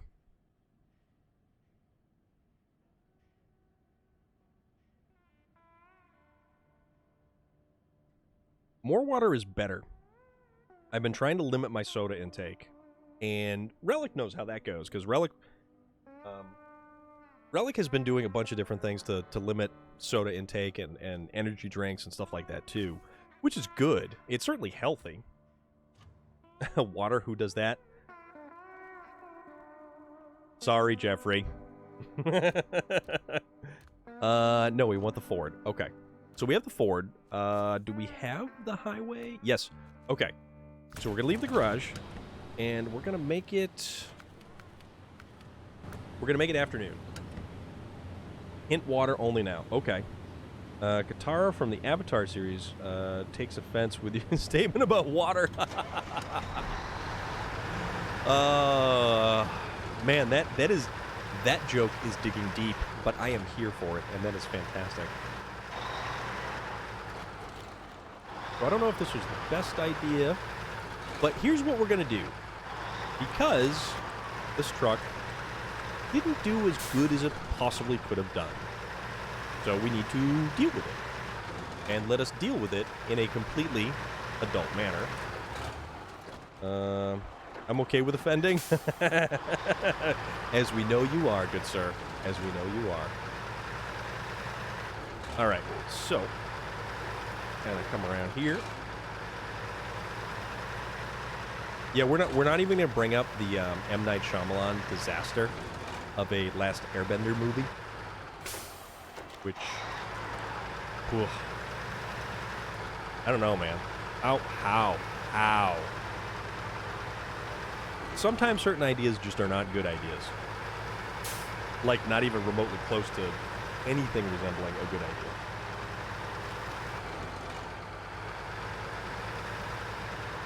So here's the thing. This truck, even with no differential lock and no all-wheel drive, actually made it through there slightly better than a lot of other trucks. Going to bed, have a lot of sleep to catch up on lately, have a great stream and evening. Rumbada, thank you very much. As always, your presence is greatly appreciated. You are a fantastic human. Dude, don't even worry about... We're not here for spelling or grammar checks or anything like that. Okay, so this is Alaska, and this is why this is Alaska. This is this most wonderful area right above the garage in White Valley. And this is the Ford that didn't do us very, very well. Didn't do us very well at all.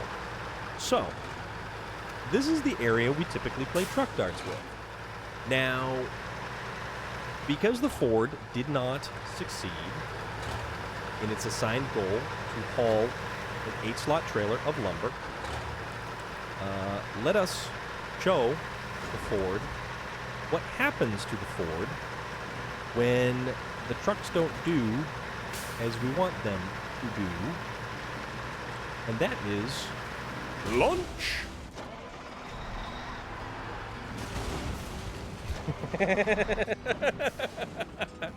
That had a preemptive hop to it. Yeah, Rabata, have a great night, man. Great night, great rest of your day.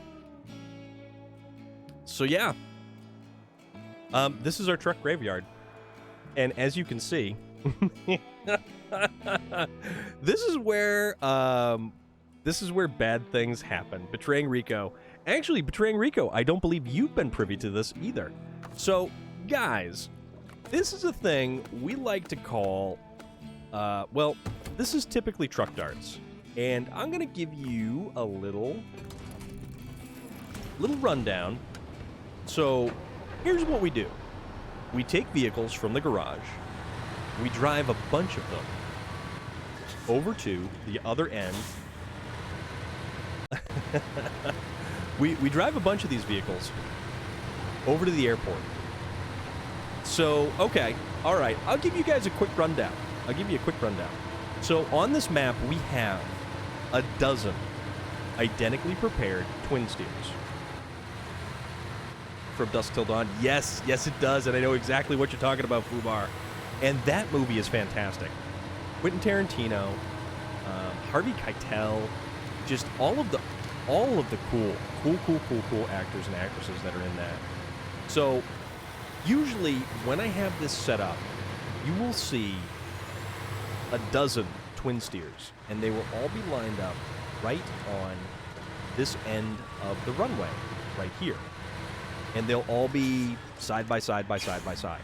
So there'll be 12 of them all lined up here. And in addition to 12 twin steers, we have, I believe it's a half a dozen BM-17s. If we don't got it, you don't want it. So there's a half a dozen Royal BM-17s. There's also a half a dozen Hat CT-680s. And then you see a couple of these little con loafs that are actually in here. Usually what we do is the con loafs get lined up down the end of the runway, across the very end. And they provide, I'll call it a speed bump. So this is what happens. We go. And then we proceed down the runway at a very high rate of speed. We try to hit maximum gear, which all of these vehicles loaf bowling. So here's the funny thing about that. You'd think it works. It doesn't work like you think it should. And then we launch. And sometimes we pogo. And that one made it far. That one made it further than most of the others. It's kind of like truck bowling. But we line up the loafs at the very end of, because where the pavement ends and the rocks begin. Yes, the physics are absolutely broken in this, I will completely admit. But we have a line of loafs at the very end, and they act as a nice takeoff ramp. And sometimes the trucks will punt the loafs right off the end. So I've got some other ideas. I've played around with creating ramps out of trailers. Doesn't work as well as you'd think. So there's also a couple of trailers mixed in with that giant pile down there. But one of these days, I'm going to reset truck darts because it actually takes quite a while to get 12 twin steers back to the garage and then back to the airport, lined up all nice and neat in a row, and then another 12 other trucks all transported back, and then probably close to a dozen loafs, and arrange them so they can be punted appropriately. So I've not had time lately to reset this, but when we reset this again for truck darts, yeah, sometimes the poor trucks do simply stay suspended in air, like that little fella who's just kind of chilling up there, because physics, they don't work. Physics does not work at all. So that is truck darts. That's a little taste of truck darts. Air anchors. Yeah. Yeah. A little bit. Okay, so we need to go back to this place here. Oh, Betraying Rico, absolutely. 100%. It definitely is pretty cool.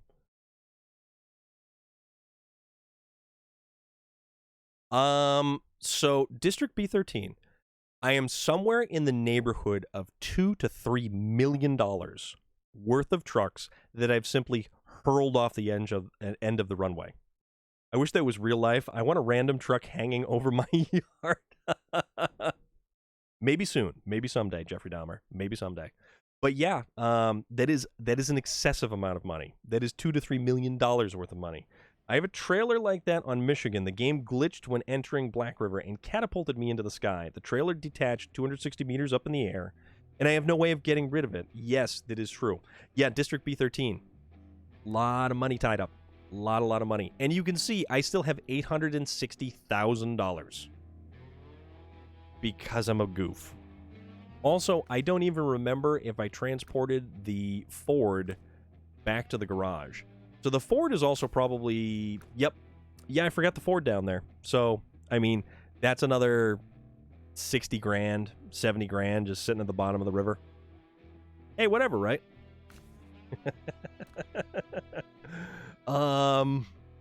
Anyway. But yeah, once I reset that, I will make note of it on the Discord, and I will give you guys a heads up in advance before we start doing that again. All right, so you know what we're going to do? We're going to make this a little bit easier. A little bit easier. Let us do... I think this one has... Yeah, okay. So this one, get this. I count every penny in hard mode, and you're overthrowing left to right. Yes. And then you wonder why I'm cheap with my trailers. It just kind of happens. Kind of happens. Yeah, I'm worried about getting my trailers back. And here I am chucking vehicles off left and right. Okay, so what we're going to do is... I've got an idea. And I don't know how effective this is going to be, and I don't know how well this is going to work. But we need 3 trips worth of, well, not 3 trips, but 3 truckloads worth of steel beams. And the easiest way is going to be getting them at the warehouse over here, and then transporting them over to the other map. Instead of collecting them, like, all over willy-nilly all over the map. So we're going to go the more direct. Purely angry in GTA now. Time to relax in SnowRunner. Andy, I definitely highly recommend this course of action. So, the Zix 605R just did better. In normal mode, after Tamir, money is irrelevant. I sold all my trucks and had 3.8 million. Exactly. Cathalan, exactly. Alright, we're not paying attention. Doing dumb stuff here. We're driving into the underbrush. So yeah, that is exactly what happens. If you don't really worry about money at that point, plus the amount of multiplayer that I did, and you would be surprised at how much you can make simply by selling upgrades. There are certain maps where the bigger upgrades are available, typically in Alaska, in the runway map. I got most of my cash by helping. Yes, exactly. Also, it looks like I need power there. So, tell you what. We need to hook up to that trailer to be able to switch the trailer on. And I'm not going to be I'm going to be lazy, and I'm not going to disconnect my trailer. So I'm just going to go get another truck. Because that's the easier way to do it. Now, it's also easier because here's a little goofy trick. If you actually get a truck and put, say, oh, I don't know, a fuel carrier on this thing, big old fuel tank that holds 1,800 liters of fuel. Now, the generator trailers hold a certain amount of fuel. And as far as, like, goofy crafting systems go, you translate fuel into crafted goods. So what that's going to do is just make it so that we hook up to the fuel trailer, and we can continuously fill the generator once we run out of fuel on the generator. It's sort of, and it makes it easier this way too, so we don't have to transport the trailer back to the trailer store to sell it or bring fuel to it is the other option. You have my Zix 5368 as a little mini emergency fuel truck. Yes. I do like the Kodiak like that as well. The Kodiak and the small Zix are nice like that. And even the Tuz, the Action, and the Warthog are also super useful like that as well. So, alright, so all we have to do is make sure that we can actually get up in here, because we haven't exactly left too much space with this giant trailer hanging over the edge. That's fun.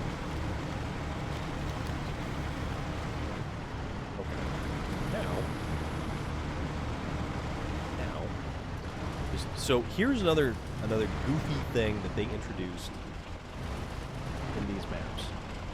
The crafting by... All right, so what we do is now we can turn on the generator. So the doors swing open on the generator, and then it starts firing up. Let me double check and make sure. So the generator only has a little bit of fuel in it. So how about we fill up the generator, top it off, because it holds 1,500 liters of fuel, where the other Zix the fuel body holds 1,800 liters. So this is easy.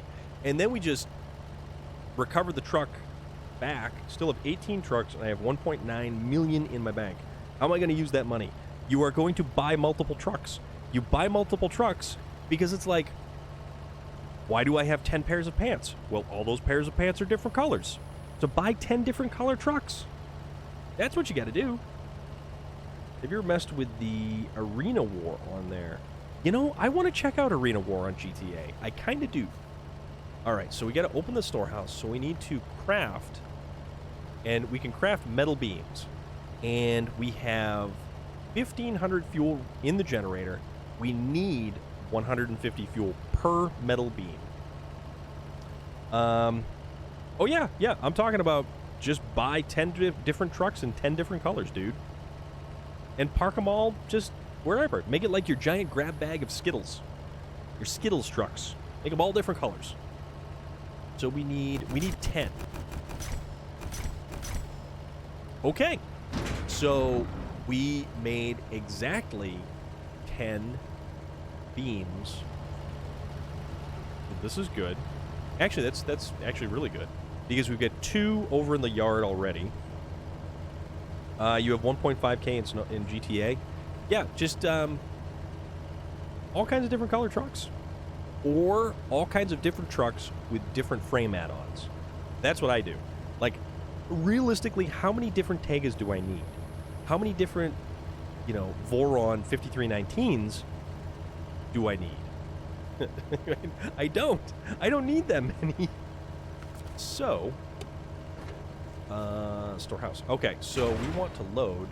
Ah, crap, I did it again. I totally did it again, like an idiot. You just spent 5 million in the past 2 days. So, we totally boned that. We don't want it on the loading platform. We want there. Okay, which means we need to go, because I am lazy, and I don't want to deal with taking that, metal beams off of the loading area. So we're going to refuel off the fuel tank into the generator. Whatever amount of fuel. Okay. Back over to the other Zix. Open the storehouse. Make one more. And there we go. It's insane how much profit you make in multiplayer. Either earlier today, I was still halfway done in Alaska. Now I'm halfway done in Tamir. Yeah. It is incredible the amount of progress that you make. And just, you truck right along like nothing. It's bonkers. All right, so now, we've got that little guy right there. We don't have to worry about that. We don't have to worry about that. Now, what are we going to do? We want to... Hold on. We got to turn around. What we got to do? So I think...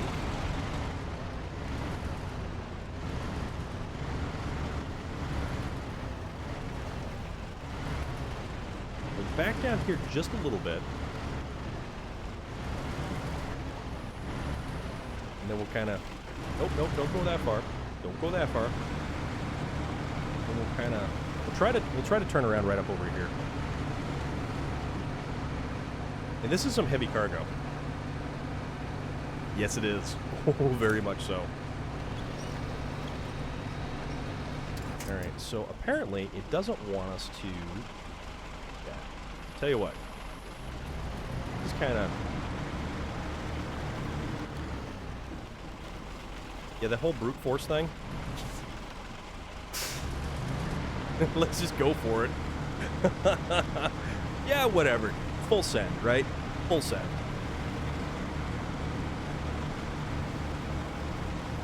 We may not be the most intelligent trucking company, but we do get there.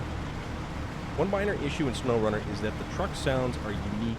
It's the same audio. Crazy that I sold my Zix 605R without even noticing. Yeah, a lot of the sounds are similar, and I kind of wish that more of the trucks had more unique sounds to them. I mean, they went as far as to get manufacturer's licensing for trucks like the Chevy CK1500 or the Kodiak, or any of the other number of trucks that they have official licenses for. You'd think that they might actually try to get the game audio to a point where, yeah, all of this stuff sounds fantastic. I do like, that said, even though a lot of them do sound similar, I do like that they sound good. They do sound beefy. They sound pretty solid. Now, I've done this before with collabs with the same type of cargo. It's about the same, although I will say the Zix 605R definitely has an advantage with the tires now. Okay, Stu making noises. Did your little tiny finger slip there, buddy? Hey, Stu? Little finger slip on the button? Is that what happened? All the game audio is decent. I love the cracking sound as you... Oh, yes. So, Cathalan, the cracking noise as you go over ice, and you don't really know what to expect. Like, when you first started playing in Lake Cove, you didn't know what was going to break and what was not going to break. That was fully meant? Okay. Yeah, it's the music that's great. The music for this game is so sedate and understated that, yeah, I will... Yeah, more of the truck sound comes through than the actual, like, background noise and music and everything else. Solastrato playing the Viking Warhorn. So those are all those cool sounds that you guys have available, and there's even more sounds available through the sound alerts, and that's like down there. There's a whole like panel thing, and if you're actually on a PC, you can see the whole channel thing a lot better than if you're on mobile. But there's some like neat looking panels and stuff that I actually put together and actually put effort into. Oddly enough, like I ever put effort into anything. I'm just a horrible slacker, and it's so obvious. I'm terrible. Okay, back to the garage. Let's grab another Zix 605R, because we have multiples of them. I have completed Kola Peninsula. Yep. I like Kola Peninsula, even though I like Lake Coved. I'm good? Okay, thanks, Betraying Rico. That is appreciated, even though I am a horrible slacker, but that's beside the point. I need to remind myself of who I am based on the t-shirt. So that does happen. So things happen. I like Kola Peninsula because it's the only map, Lake Coved specifically, with the Aurora Borealis overhead. It's one of the most visually striking maps in the entire game.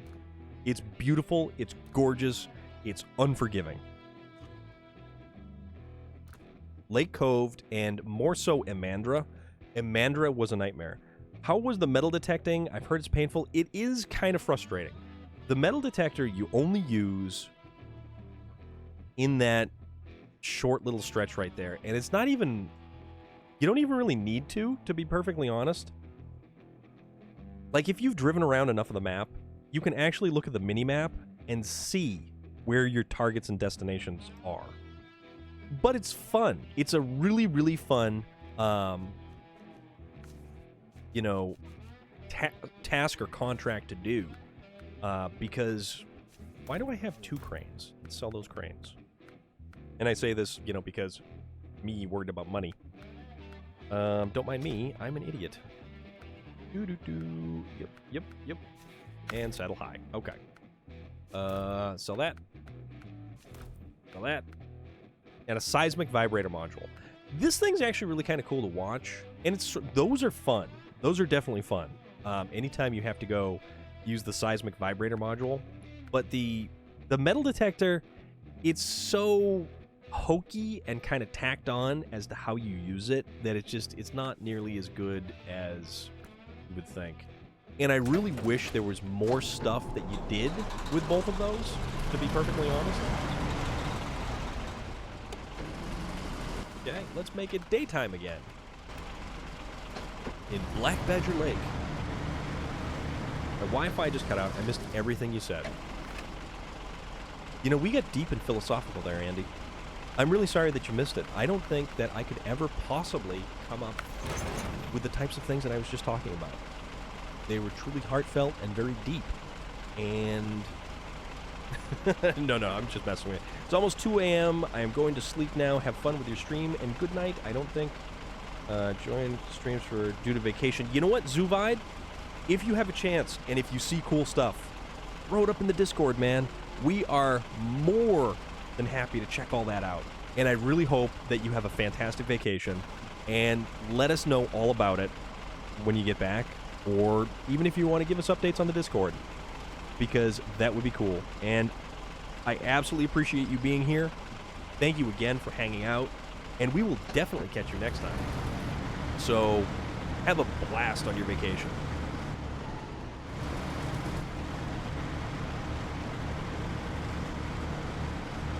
Yeah, Netherlands to Bavaria. Bavaria? Was it? I think. I believe. But man, that's cool, though. That is so cool. And Zuvide was hanging out in there, watching all the car show stuff from yesterday. And that was a great day. The weather was beautiful. It was perfect outside. It was me and 2 other friends. We all drove up. And my buddy had his Audi. And of course, he punched on the highway. Probably join every second day, maybe say hello some days. But since I had a buddy that also streams, and he streams at 10 a.m. my time, so since I don't want to miss his stream because we play SnowRunner together, I go to bed earlier. Andy, that's totally cool, man. That is totally cool. But as far as we were discussing Lake Cove and Imandra, the Kola Peninsula, I have completed the Kola Peninsula. I did do the Star in the Sky, the metal detector quests, or tasks and contracts. I keep calling them quests for some reason in my head. But I like the Kola Peninsula because of how beautiful it is. Absolutely gorgeous. When you get a second, check your messages. Big things. Okay. I will, you know, Relic will do that now.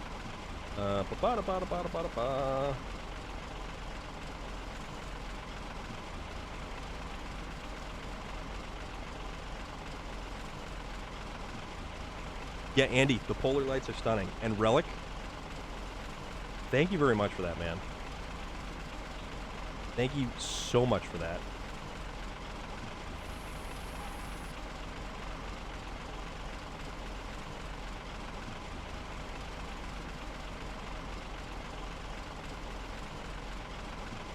But yeah, the polar lights in Lake Cove are probably one of the most visually stunning things in this entire game. Sitting on the ice edge by the ships and watching them.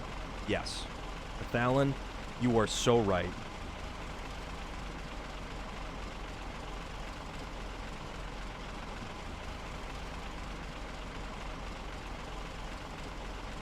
You are so totally right on that. Like 100%.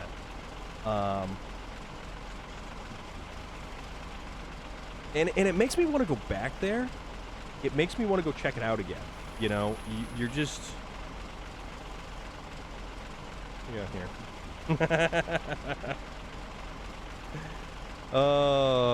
Okay, so my brother Jay Stu. You know, Relic, you're awesome, man. You're awesome like that. Relic just sending me messages of encouragement and everything. So there's a free decal contest for worldwide LS owners on social media. And basically I just have to share a picture of my ride, which I won't do now because I'm kind of busy doing other things like, oh, I don't know, attempting not to roll over down this hill.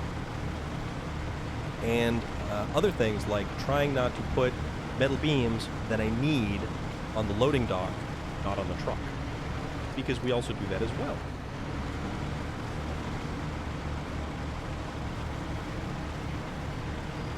All right. Just randomly, of course. Dude, you're awesome. You're awesome. All right, so in the trailer goes... So that's 4 more. So we have 2 metal beams to actually... The 2 metal beams are left over.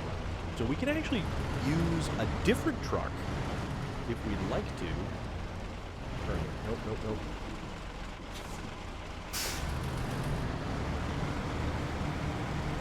Just figured as you had an LS and then, you know, you follow for... just so, you know, follow for the cars. All right. Let's see. No, we want to go backwards. We want to try to cut it around that tree there. So we kind of hook it there, hook it here, and we swing around. You know, it's almost like we know what we're doing, but not, because we hit something. Am I the only person that's too lazy to clear the way on the map Ori in Tamir? So what, the one that's for the main road that's got like a downed antenna array, and you've got to bring like a couple of metal beams and it takes the rocks out of the middle of the map? No, I haven't done that in a long time. Yeah, exactly. You can go over that with most trucks. Most trucks will easily get around that. Just drive past in the mud puddle. Yeah, you can do that too. It's easy enough to do that. It is easy enough to go even over it, depending on which truck you have. All right, so now this is going to be stuck on rocks, apparently, is what it's going to be. No, so this is going to be 4 metal beams and 4 metal beams, so we're at 8 metal beams, and we need 2 metal beams. That's not too bad. And that we could probably come up with somewhere that might be closer. So let's get this stuff over there, and let's sort of figure this out.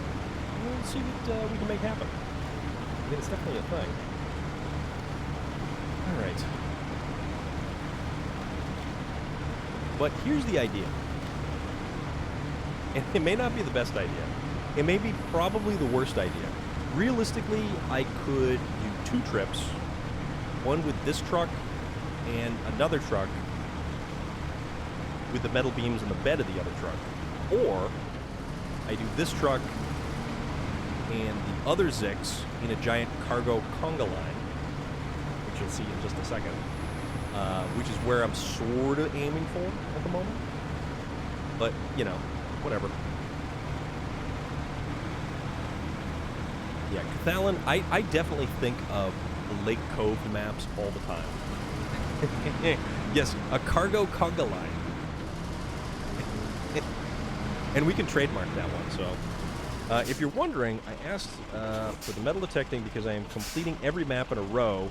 So it's Michigan, Alaska, Tamir, and so goes on. And after my current map, I'll be picking up Poland. Very cool. That is exactly how I did it. I did Michigan, and then Alaska, and then Tamir.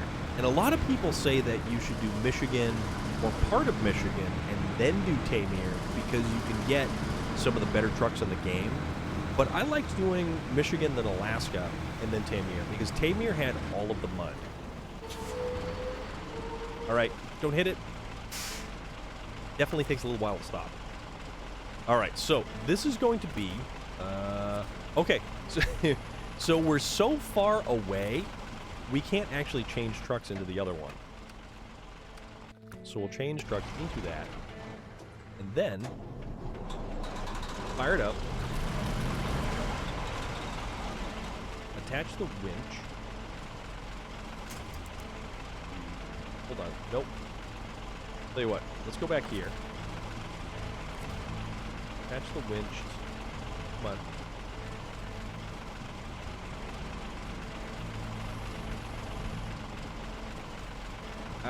Come on, how do we get... See, this is the thing, too. Because we can never... Okay, there it is.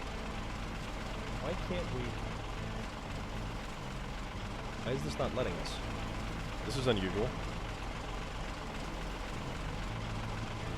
I am lucky enough to have friends that completed Cola for his save game, and he got the garage for me on Amandra. Yeah, it is difficult. I went to Tamir as quickly as I realistically could to get the Haga. What's that? The storm is getting famous, sir? Yeah, absolutely. Cathalan, the Amandra map was a damn nightmare. That was an absolute nightmare. So why can't we just... Why does it not let us grab... You know what? For whatever reason, it's not letting us grab that. Sasquatch! What is good? What is good? Yeah, Amandra Garage is such a nightmare that it's easier not to have to deal with it, like, at all. Like, at all. And you know what it is about that one? It's that ice hill and the one tree. And for some reason, we can't seem to connect our winch to that truck. I wonder if it's because it's... You know what? Let's try something. But we can't do that. Let's go back to this truck. Let's see if we can actually connect to it. Guess who just lost his cargo and doesn't have a crane? Well, it happens. We're doing good here. We're doing real good here today. What is up with these? Wait a minute. Hold on. So how come we can winch off this one, but not the other way? Okay.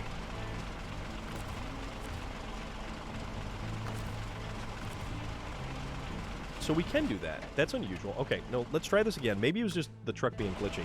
So we're doing like really well here today. We are having a blast. We're transporting 8 units of metal beams. Okay, so we can't. We can't, in fact, connect this one to the other one. So, you know what? Screw it. Let's just go. Whenever I hop into any Pacific, my body fills with joy. Yeah, the Pacifics are great trucks, though. I like the Pacifics a lot. The P12 is fun, but it's not nearly as useful because you can't put a flatbed on the damn thing. Can you switch to cargo view or... so I did try to interject it. I did try to switch to cargo view, and it doesn't actually allow me to attach the front truck, the trailer off the... I honestly think it's got to do with how far the winch points, or how far the truck itself, which should make a difference with the length of the trailer, because you're technically only winching from the trailer to the next thing. But for whatever reason, it wasn't allowing me to select the front of the Zix as a winchable point, which is unusual. So... we'll just transport them this way. I mean, it gives me something to do, too. So we can just chill here and go, you know, how was your day? I hope you're well. As the thing's just inchworming along. But yeah, we tried to swap to the cargo, and then it wouldn't even pick up on the front of the Zix that way. What on earth is that? Are you spamming Pokemon at me there, J Stu? Because that is very peculiar, and you are a strange character indeed. There is a bug with it, and it looks like they have not fixed it. Okay, I was not aware that there was a bug. I know that there's a bug in the winch on the back of the Tatra, which makes it like a rubber band. That one is very peculiar. But I've not actually seen that one. I don't know. I mean, you do you, so... Oh, no kidding. Okay. Hey. Yeah, see, I don't... It's unfortunate because the PlayStation, also all the consoles do not get access to the public test server for SnowRunner, which is unfortunate. And I understand the limitations behind it. No big deal. I get it. The stretchy nylon winch, yeah, like the Tatra. The Tatra has a rubber band winch, and man, oh man, when I accidentally connected that location to the giant rocket trailer, trying to yank it out of the garage, it was just a whole misbegotten kind of thing that happened there. But yeah, it is unfortunate that the consoles do not get access to the public test server, but I also understand why, because PC, you know. Not gonna lie, I wouldn't play the public test server anyways. I don't like to be spoiled. All I know are the trucks from the new maps. Yeah, see, Andy, I'm right there with you. I am right there with you because I definitely don't want spoilers for this, you know? I like the idea of being thrown into a new map. Oh yeah, no, I know. Just going blind. And that's what I did with a lot of these new maps. Erska River, landing in there, trying to figure everything there out. Just, Amor, going into Amor blind was unbelievable. Just having truly no idea. I think that it is Feast of Time, sounding the Viking war horn for battle.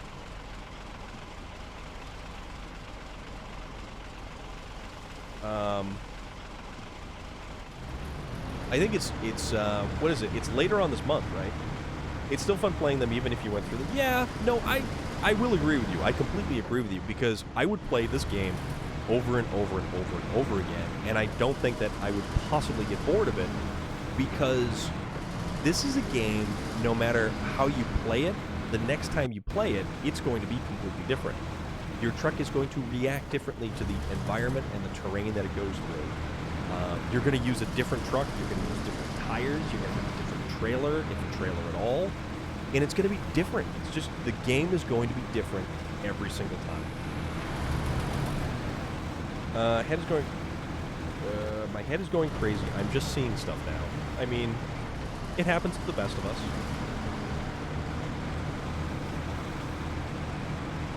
Thought I seen the 22nd, but that was a couple weeks ago and wasn't sure how true it was.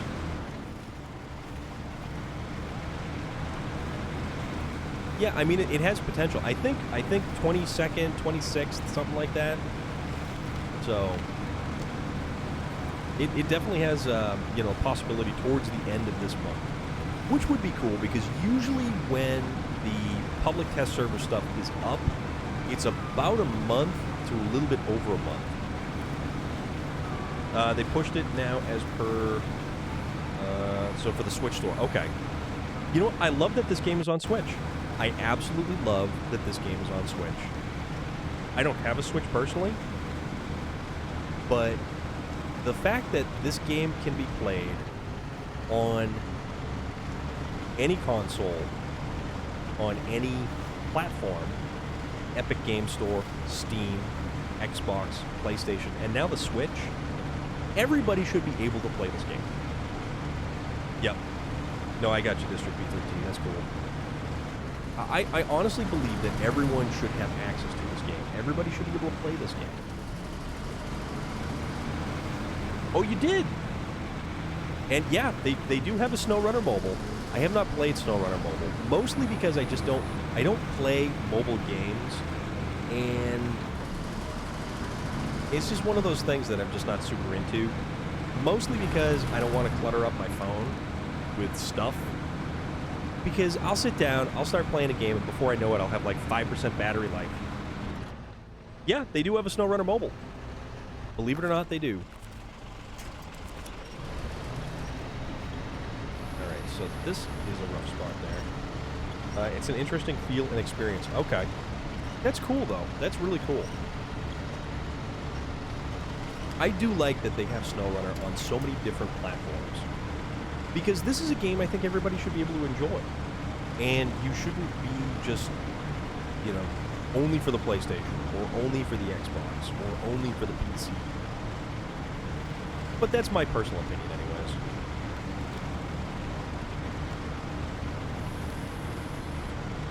Patriot Gamer! Oh, it's Mud Runner. Okay, that's right. That's right. Thank you very much. Yeah, now if we can get crossplay, and it will absolutely be even better. 100%. Crossplay makes everything better. And I think the idea that you need exclusives for systems does nothing but, I don't know, it shuts people off from playing certain games. Like, honestly, how long was Horizon Zero Dawn available only on the PlayStation? So Horizon Zero Dawn was a PlayStation exclusive for an inordinate amount of time. And finally it made its way over to the PC. I've been playing this game for years. I dip in and out, do a few missions. It's just chill. I'm not in a rush, and I will buy all the DLCs along the way. Yeah, Fubar, 100%. 100%. And yeah, I absolutely... If we get a crossplay on this, and if we get crossplay between consoles and the PCs, I am all about that. Because you can bet we will be doing multiplayer SnowRunner streams. Hands down. We can do all kinds of different stuff. Because that would make it amazing. From what I see, the Phase 8 calls expansion. I bet there will be... You know what? I really hope there's a Season 3. I really, really hope there's a Season 3. Having crossplay on games like COD is worse than a game like SnowRunner. Well, the thing about COD is it's got a different community, for one. And the available pool of players on Call of Duty becomes exponentially larger. What Call of Duty did intelligently for their maps, if you remember, certain games released map packs, and you only would play with players who had those specific map packs.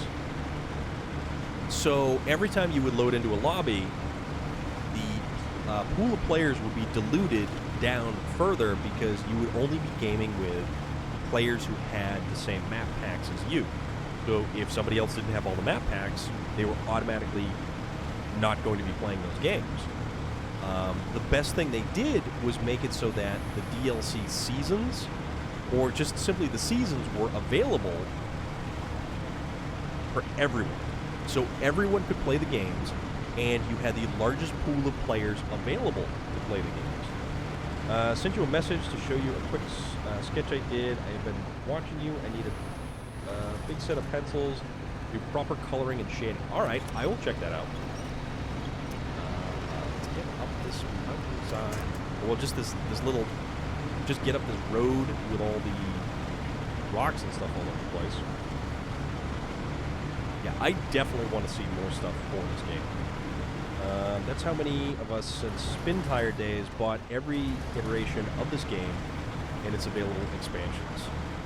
You know, I kind of wish that I had jumped on these series of games at Spin Tires.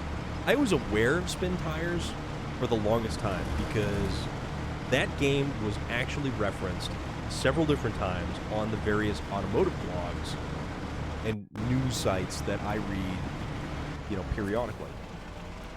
Like Jalopnik. If any of you guys read Jalopnik, that is an awesome source and an awesome site for all kinds of automotive stuff.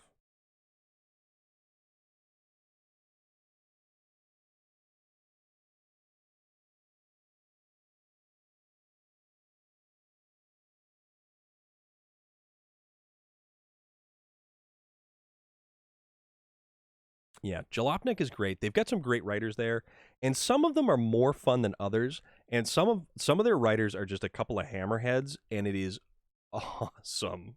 It's fun. It's a lot of fun.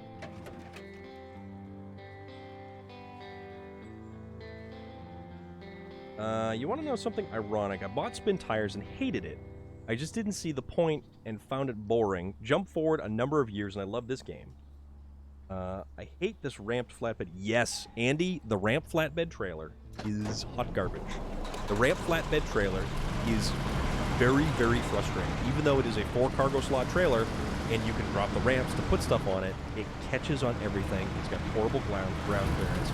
And it's almost got, it's got a drag coefficient through the mud that makes it just unbearable. So even if you're using something like the Zix 605 or either Kolob, the trailer is like you're just pulling it with a Chevy CK 1500, and it's frustrating as hell. Even though it's the only legitimate 4-slot cargo trailer that you can make use of at certain points. Yeah, and highway tires. Exactly. Yep. Just using it because it's the only way to complete this mission in one go. Yeah. I really wish there was a better 4-cargo slot towable trailer. And not a semi-trailer, just a regular trailer. I don't even care if it's used for hauling hay bales. Give me a 4-slot trailer without ramps.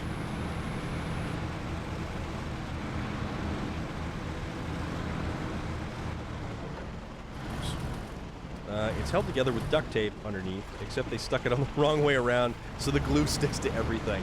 Yeah, that's the drag coefficient right there. That is absolutely that. Oh, man. I should be launching some of those trailers off the runway, but I won't get moving fast enough if I'm towing them. Unsecured stacking is fun, too. Let's not forget that. Yes, it is. Oh, yes, it is. I like unsecured stacking, but then to turn in all the cargo, you have to constantly keep packing the cargo and everything else. No, loader, I didn't see it on my phone, so I have to check on my computer. Right, where did you send it to, loader?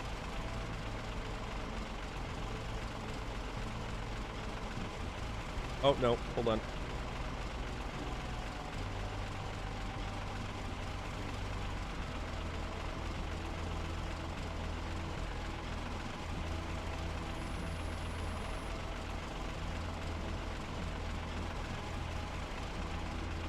Imagine if you'd be able to kind of adjust your trailers, for example, tank the flatbed, add better tires, toolboxes, even sidewalls so cargo won't... Yes, absolutely. I completely agree with you there.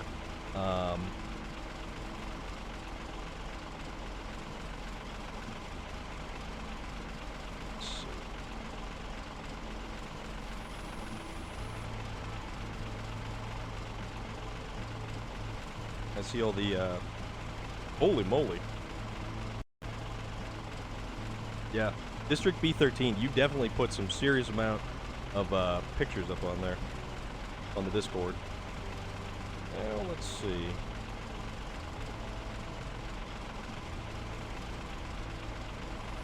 No, that's pretty cool, loader.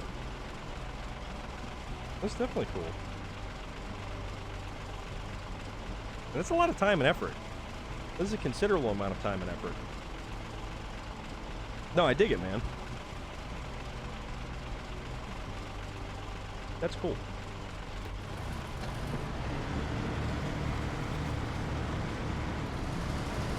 Yeah, you know, the best thing in the world, you've got lots of trucks that could benefit from additional fuel or repair points. So, we have the Zix 605, which is the most overkill piece of equipment out there. It's got a 380-liter fuel tank. Then you've got additional fuel on the roof. You've got that little additional fuel behind the cab with spare tires and repair points. Your game is breaking again? That's no good. So this is the most overkill truck, and you give it extended range with the additional repair points and fuel. How come trailers can't have a toolbox, like you mentioned, that have repair points, that have a couple of liters of fuel, whatever it is? I think it's a genius idea. The upgrade system is what you change. I like that you can find parts. I like that certain things you need to be certain levels. Can I ask for feedback, sort of question to everyone here? I am this stream at full volume, and Storm is still quite quiet compared to my game. Most other streamers I run at 50 to 75% volume while I'm gaming. Do we think Storm's overall broadcast volume is low? Yeah, I mean, if you guys think that the volume is low, let me know. I downloaded this trailer mod a bit ago. It's basically just the ramp flatbed trailer, but with walls and a toolbox. That's actually kind of cool. All right, we got to... Oh no, we got to unload cargo. Okay. Yeah, so, according to Fubar, our volume is a little bit on the low side.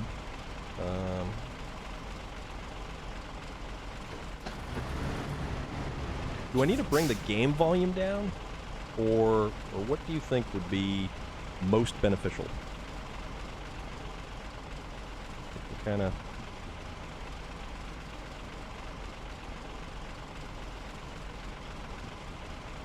for me, the audio is never going to rise. My PlayStation 4 is cooking.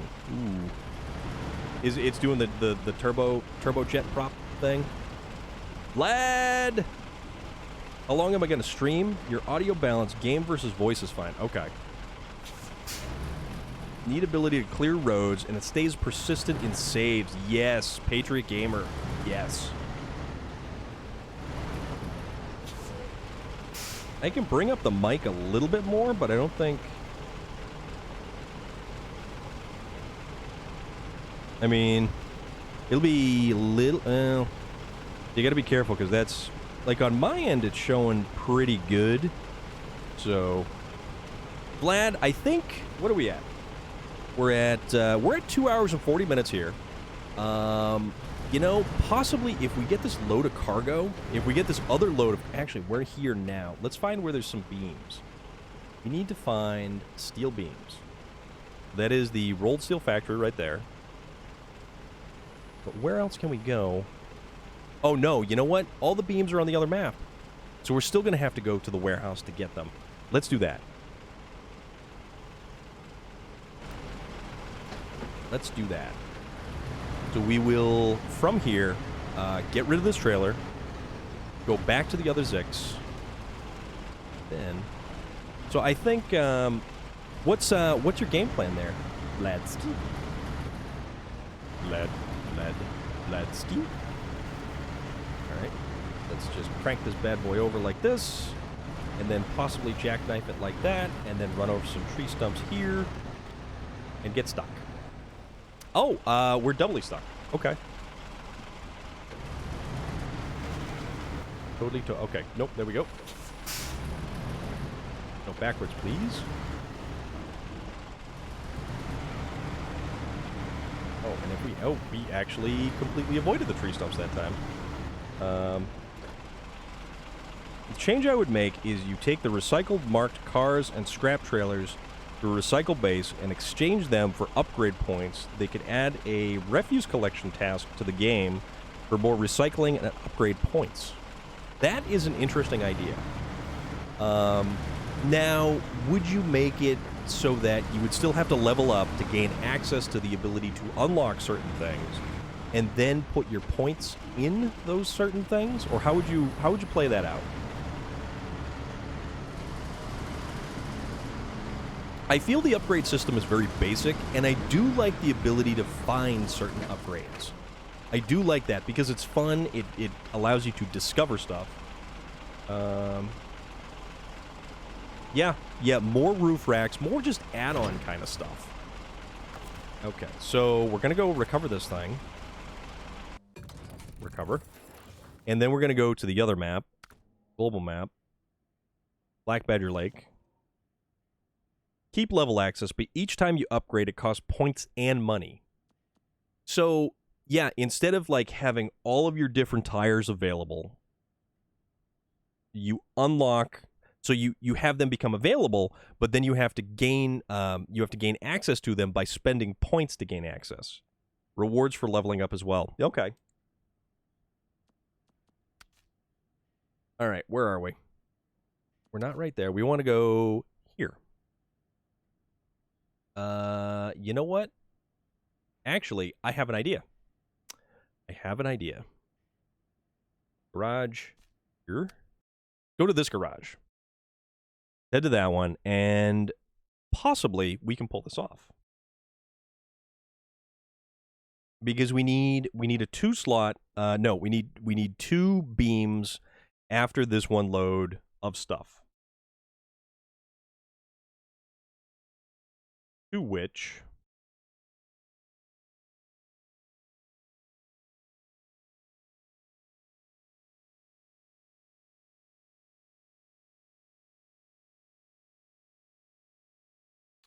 if we haul a truck behind us with a semi-trailer, I have an idea.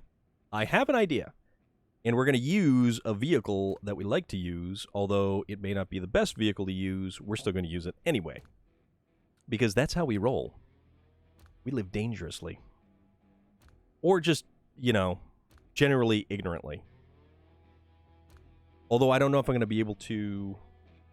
Yes, and you can vary the points cost for different items, adding tow hooks. Oh, tow hooks? Dude, okay. Straight up. Tow hooks on certain vehicles. BK has a garlic and bacon. What? Relic? Are you going to get that for dinner tonight? Please tell me you're going to get that for dinner tonight. Because that sounds magical. SnowRunner isn't quite an old game, so I don't really want to trash talk the developers.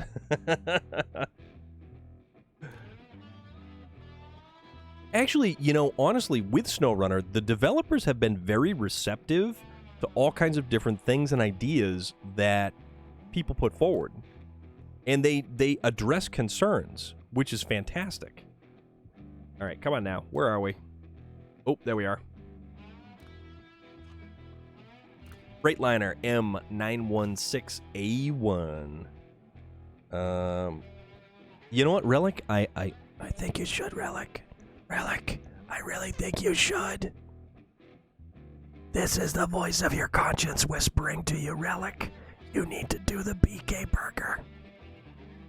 I don't know what that voice was, but I'm gonna go with a Relic. That, you know, it sounded like something important. So maybe you should follow suit, buddy.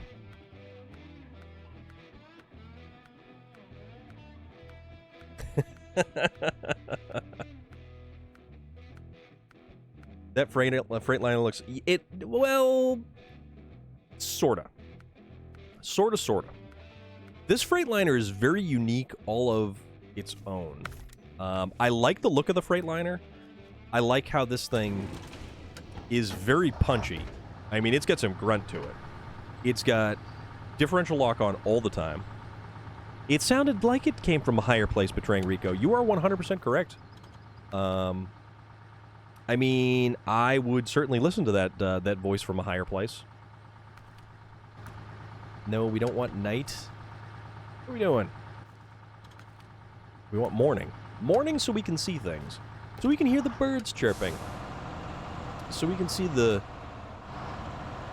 sun reflect off the dew on the leaves as the giant ball in the sky crests the horizon.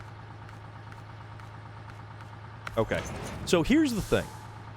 This truck with this trailer is not exactly the best combination.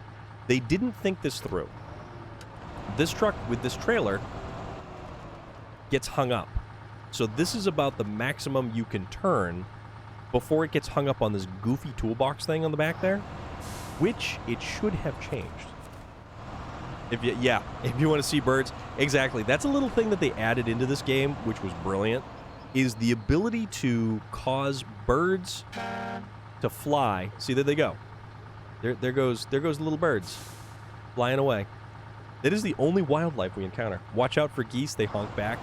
So this isn't so much a geese story as much as it is a wild turkey story. For the longest time, I did not realize that wild turkeys were as angry as they were, and I did not realize that they flew. I had a little digital camera years ago that I used to take just kind of like pictures and stuff here and there. But the great thing about it was it had the ability to take video. See, on PC, you can mod that mistake with a bit of careful text. Yeah, there is that. That's the only wildlife. There's foxes, wolves, polar bears, and tigers from what I've seen. Yeah, there's some... Oops. Not paying attention to where I'm going, but that's okay. Well, let's just send it. Yeah, there is some weird stuff that pops up.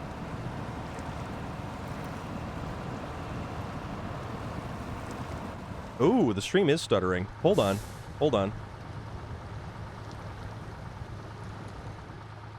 Hold on. Ooh.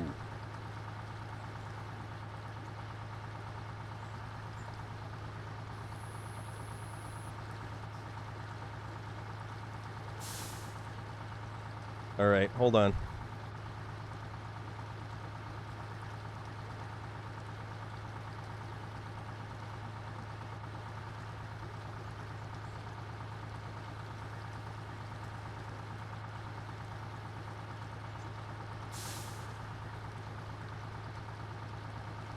All right, are we going back up there?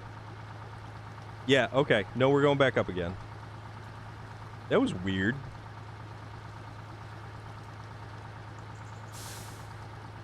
I think we've, no. Kind of. No.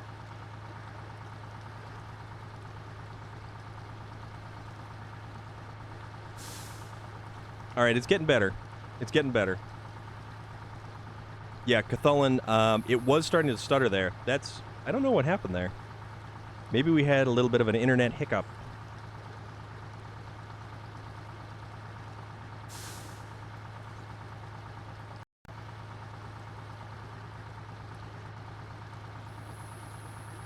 Yeah, so it's not your Wi-Fi. It does keep kind of... It's starting to get better. It's not nearly as bad as what it was. So...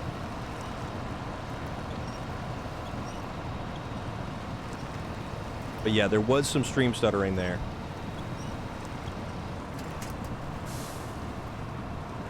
Twitch has been doing weird updates since Friday. Had some weird drops and issues along...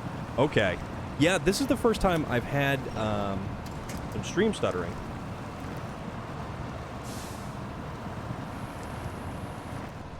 Sorry, my Wi-Fi. I just spent 10 minutes swearing at you for nothing. No. Cthulhu, it was in fact the... We were having issues there with our Wi-Fi. That was it. Crap! It keeps bouncing back and forth. Holy crap! I don't know what's going on there.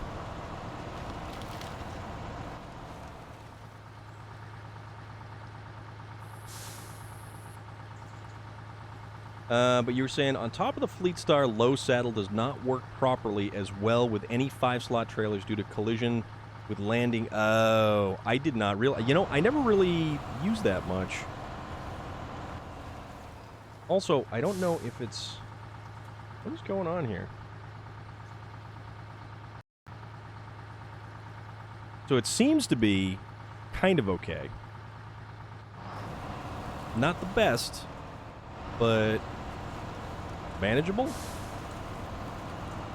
Is anybody else having stuttering issues with the stream there?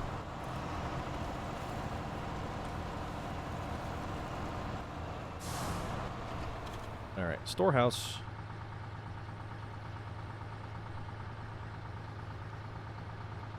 Started experiencing it with when you started using it all. Yeah. Okay, so 2 metal beams. A little bit. Get buffering on your end. Okay, it's weird because it keeps... Ooh, Jesus, come on now.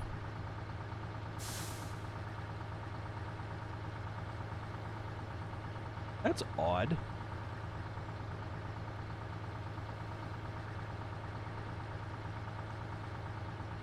Well, actually, Jeffrey, it looks like my internet is the one that's acting up. But it keeps bouncing between all kinds of stuff here. Just check something.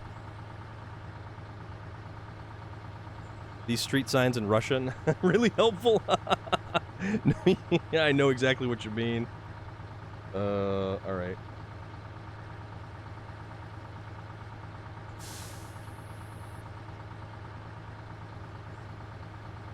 Facebook was acting stupid too.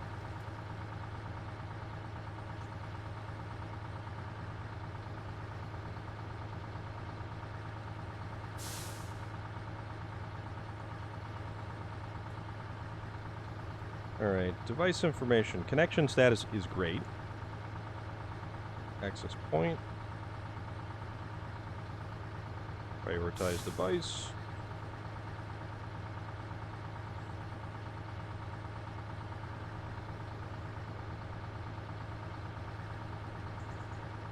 We all know well, yeah, it absolutely is. You're 100% right on that one.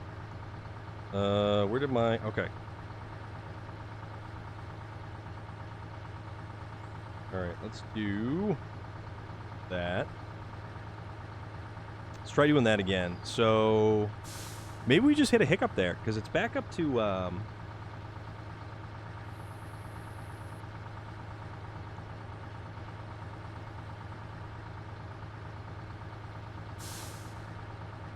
yeah, I'm just watching the kilobits at the moment, so has it kind of evened back out again? Because we're right around 5,000 kilobits.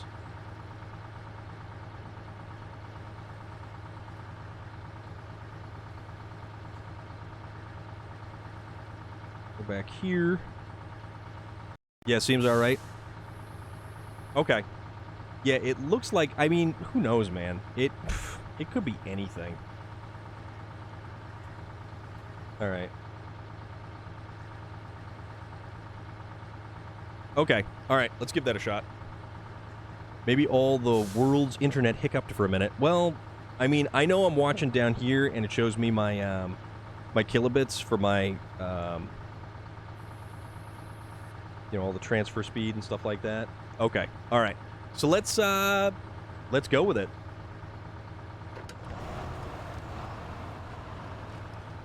Yep, good. Okay. All right, cool. Thank you guys for bearing with me. I do appreciate that. Certainly just trying to... Unfortunately, I don't have the technology to diagnose, you know, random... And it's like Twitch, too. So, like, we're at the mercy of stuff that is out of my hands, which kind of sucks. But, you know, what are you going to do? All right. All right. Oops.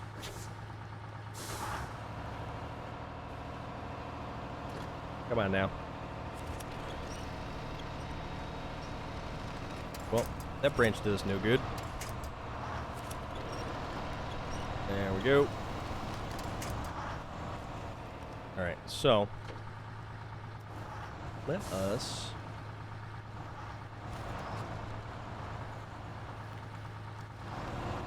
The great thing about this truck, though, is the short wheelbase, is the short turning radius, but that's when you've got like a trailer that you can actually use.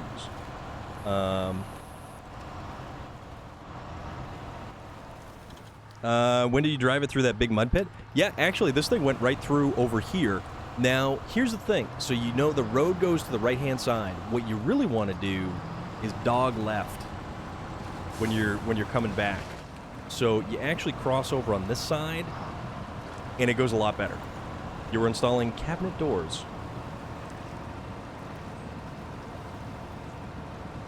Yeah, I don't like the fact that you get trailers and they specifically don't work with particular trucks.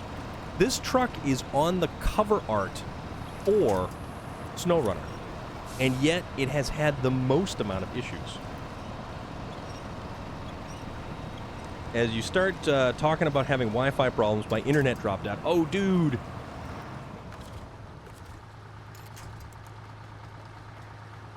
Alright, so let's get... There we go. There we go. Little Miss Savage K. Boy, these adverts are annoying. Well, if you had a subscription to this delightful channel we have here, you would wind up with ad-free viewing. And I know that's not much of a sales pitch, but that's what everybody says. Don't mind me. I'm just being a goof. With a different trailer, have you noticed? You know, it's it hits with all of the semi-trailers. Andy, lucky me, gifted a sub.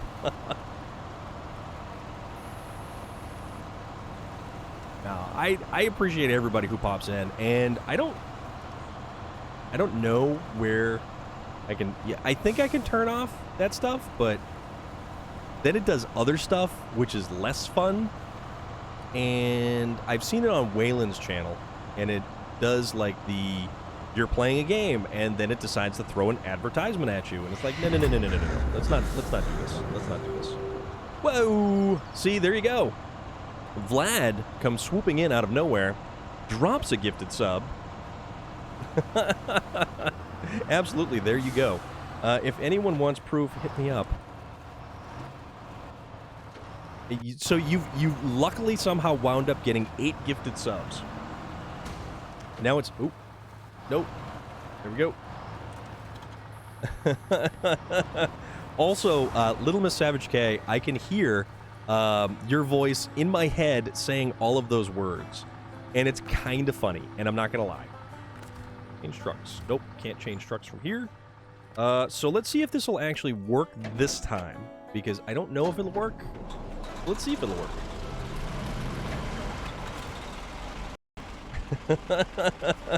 Vladian K. Yes, Little Miss Savage K. I can hear you saying those words in my head. You know, because after hearing you on the Discord and such. Okay. Nope, we can't do that. Doesn't work. Jeremus, who is now... Yes, and I can hear numpty, and I can hear words like boondoggle or like really weird stuff like that. Like, you know, weird, you know, across the pond slang for whatever. But Jeremus coming in with the Predator laughing sound. Oi. Oi, oi, oi. Yeah, it worked with your 8 slot. I don't know what's going on with that thing. Like, I can winch to the back of the 8 slot from the other truck, but I can't winch from the 8 slot to anything else. But no, Little Miss Savage K. Yeah, they do, apparently. Well, I've also had issues with the cranes. Numpties.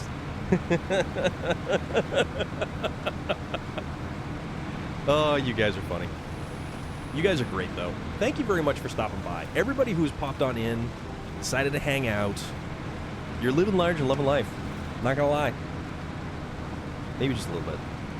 But we won't tell anybody. How is everybody doing today? I know it's Monday, and for some of you it's probably already almost Tuesday. Or it is Tuesday. But that's okay. It is Tuesday for some of us, because you come from the future. Unlike the Coneheads who come from France. Favorite British slang word is bajanked, used in an Ailstorm song. Generally means broken, effed up, etc. Okay. No, Ailstorm is entirely awesome. Ailstorm is a fantastic band and is just a bonkers, bizarre band, and some of their earliest stuff is some of the best stuff. Because it's legitimately pirate metal. Weird, wonky pirate metal. Tuesday, gang. Yep, you guys are coming at us for Tuesday. I'm still stuck on Monday, although thankfully, I'm no longer at a workday Monday, and I am no longer subject to the whims of craziness that is the workday. Because let me tell you, the workday was filled with crazy today. Today was full-on, unadulterated bonkers. You're British and you never heard of bajanked. I mean, fair. Fair. Yeah, Betraying Rico, what time is it in your neck of the woods? Just curious. It's nearly 3 a.m. for you. Andy, you are coming from... crap. You were coming from... an area over there-ish.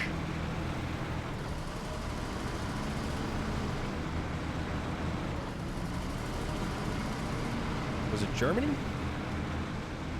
Germany, right. Okay, Germany. Awesome.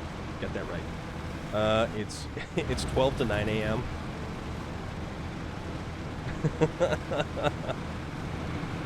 Oh, man. Local relic time. What time were we talking?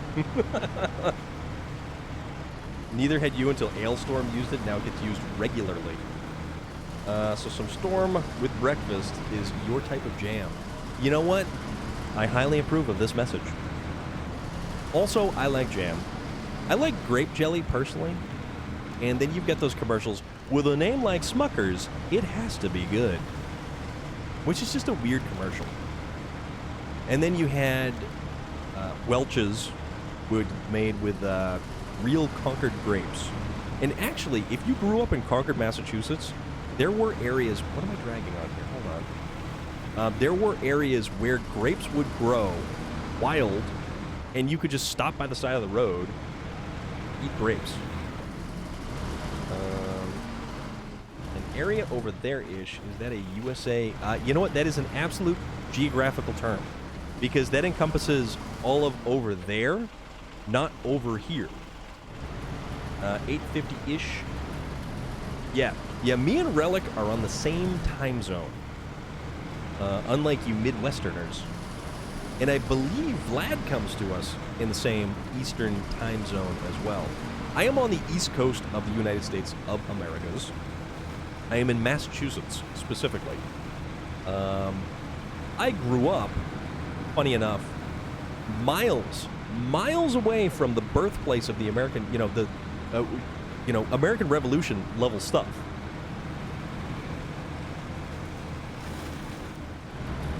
You heard Numpty on Doctor Who the other day? Nice. That's awesome. That be my word. Yep, Loader's on the East Coast time as well. Little Miss Savage K, which Doctor Who? Or all of the Doctor Who's? Like something is dragging on this thing, and I don't understand why. Storm and Vlad are on LRT. British insults are fun to use. Yes, because British insults make better American insults because we don't say things that nearly, are nearly as creative. From North Rhine-Westphalia. Okay.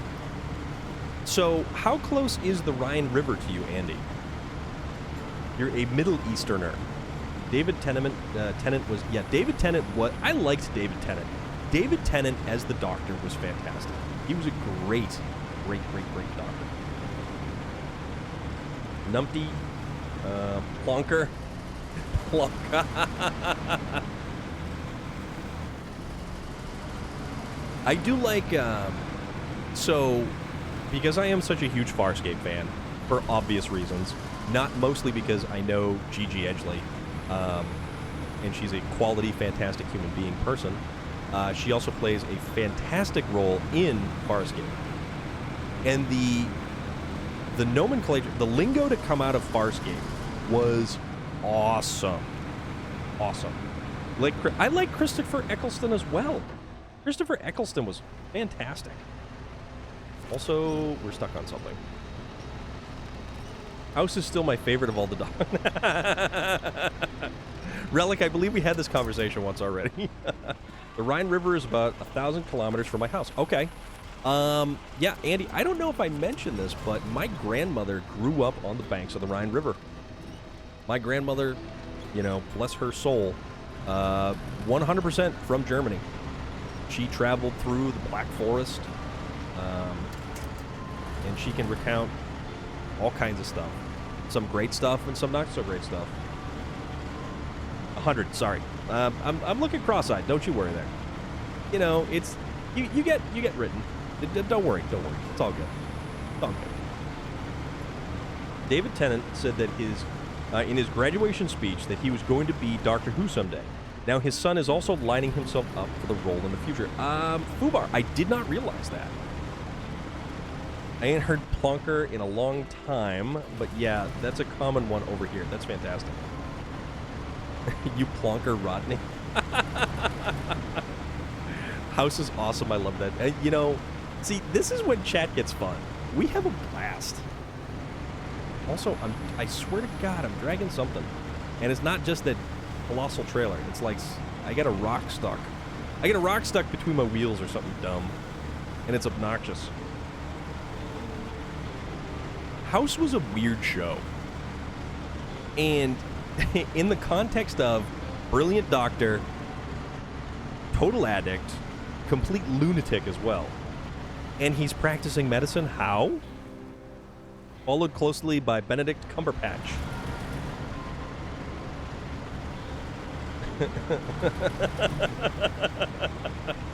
Benedict Cumberpatch. That's fantastic. I do live right on the border of the Netherlands, though. Okay. Very cool. That is from a TV show called Only Fools and Horses. Awesome.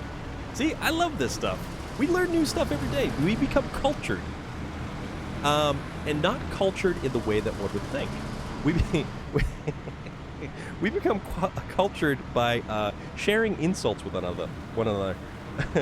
Wimbledon tennis match. Yes, that guy. Exactly that guy betraying Rico. Oh, man. Oh, this is great. This is so great. Or uncultured. I mean, 50-50.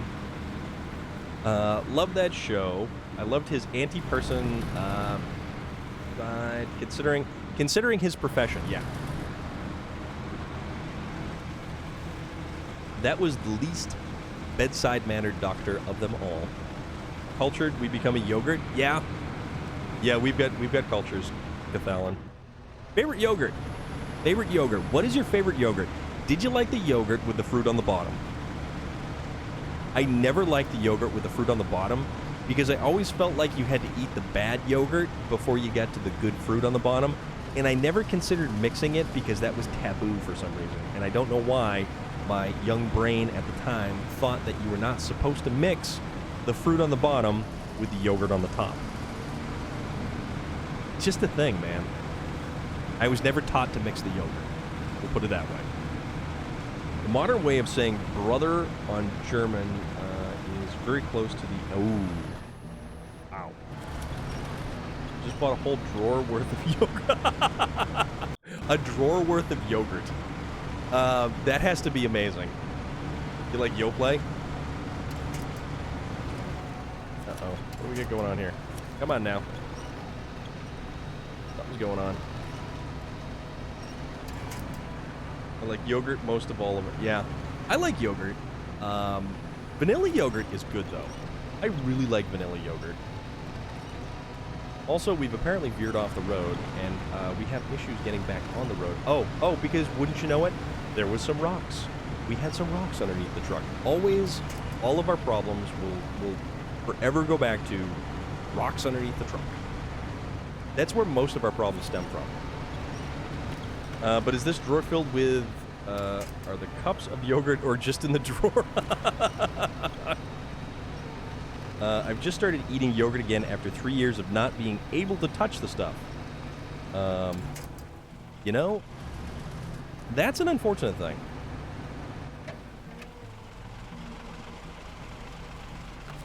All right, let's try. Let's kind of. All right, that. Do that.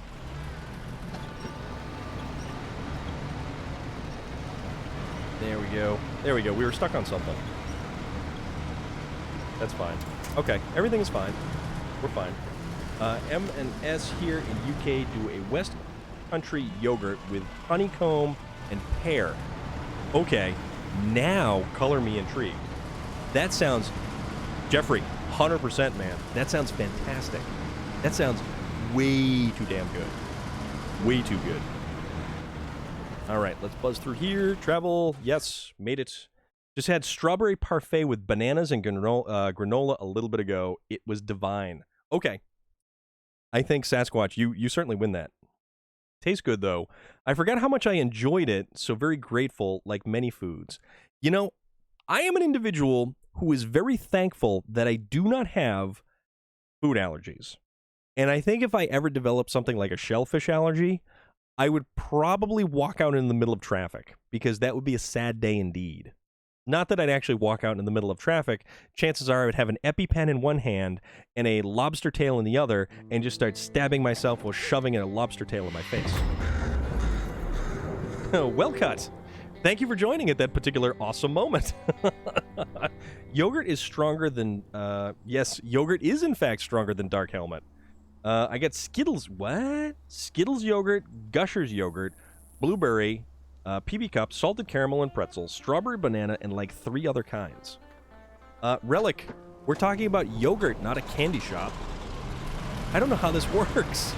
That sounds amazing, though. But well cut. How are you? How are things? What's good? Hope everything is going good on your Monday. We're just hanging, playing SnowRunner, talking about yogurt. Why we moved on to yogurt, I have no idea. Probably because I said something about yogurt. But that's beside the point. Gusher? Yeah, no. Gushers. If you look up the original fruit snack, Gushers, to make Gushers yogurt, I've never had it, but sort of in my brain. Just downloading this game. I love it, but it's definitely challenging. Well cut. Yes. Welcome aboard the SnowRunner, my friend. This game is fantastic. This game is a blast. You will have a lot of fun with this game. It is a challenge, but you know what? It is a game of inches. It is not a race. And it just gets better.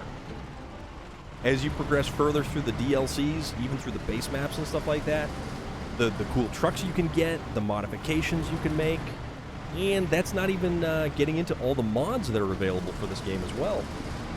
And it's absolutely awesome that you picked up this game. Well cut, what platform did you manage to get the game for? They have about 50 different flavors of Yoplait. Okay. Now, like, I'm just used to, like, vanilla, blueberry, strawberry. You know, I never had, you know, Gushers yogurt. I never had cool yogurt. I never even had Go-Gurt, for crying out loud. Like, my little brother had Go-Gurt. I just had regular yogurt. And then you gotta mix it when it's all watery on top and stuff. Alright. So this will be the second load of cargo for this stuff. These are all my yogurt, dude. I'm not looking Gushers up on the internet. I'll get in trouble. Oh, man. Play on the Xbox. Got it free from the Game Pass. Played about 4 hours so far. 4 hours, my friend, is a tiny drop in the bucket. Tiny drop in the bucket.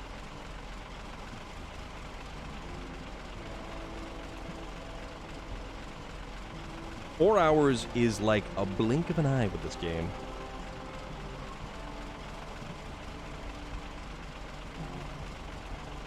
Okay.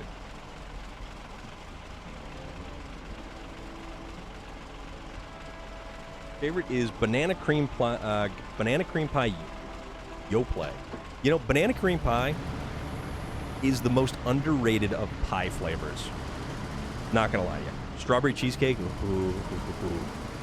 Strawberry cheesecake is also fantastic, although I feel like it's up there higher than banana cream pie is in the echelon of things like pie and food.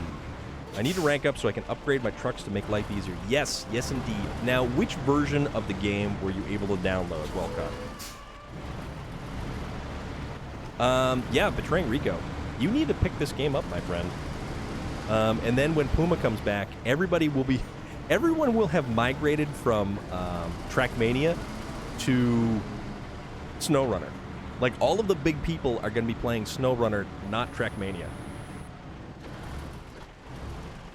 Yeah, so well cut. The easiest way to rank up, and if you want to crank around in somebody's multiplayer game, it's definitely the way to go.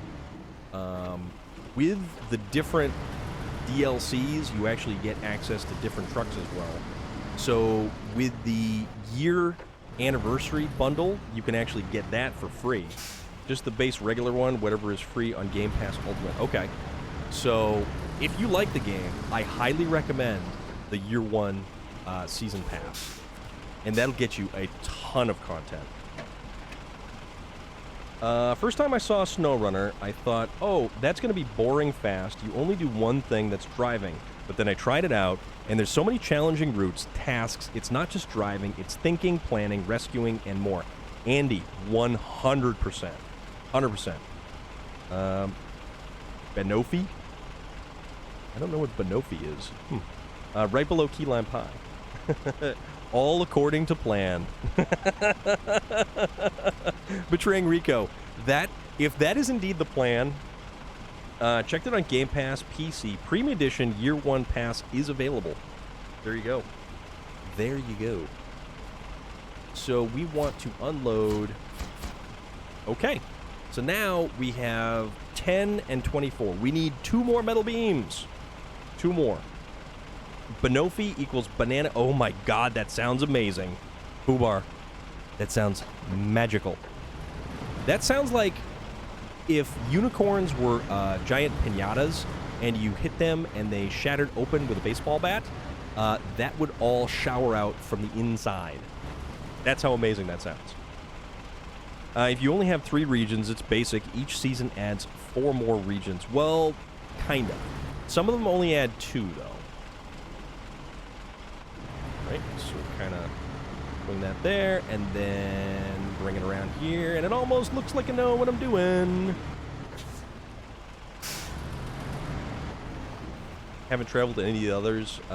So here's the thing about this game, though, well cut, is that the game, if you download the base game and you have access to any of the other DLCs, they don't automatically load. So you actually need to load the DLCs individually, and then you'll actually have access to them. But that's, you know, if you have them. So, anyways, getting tired now. I hope to see you in future streams. You enjoy the rest of your stream, and everyone here, have a nice day, evening, or night. Andy, thank you so very much for coming by, hanging out, having a blast. I probably have well over 1,000 hours in this game, and I haven't played in a few weeks. Kind of burned out on it right now. Sasquatch, we're going to have that DLC before we know it, man. Gonna have that DLC, and I will tell you, I've got so many hours into this game. So many hours. It's kind of bonkers.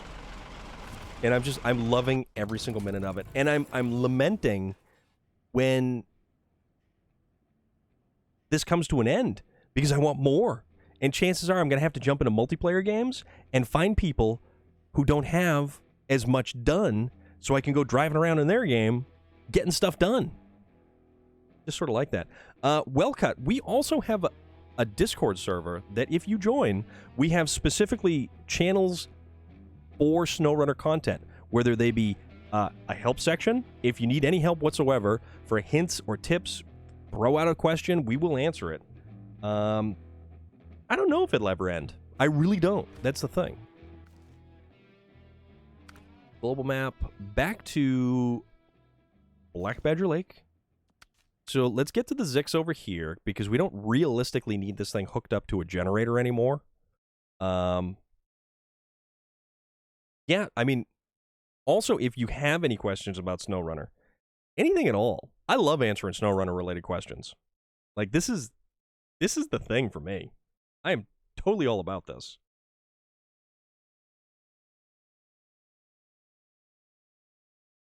Because I am a big SnowRunner fan.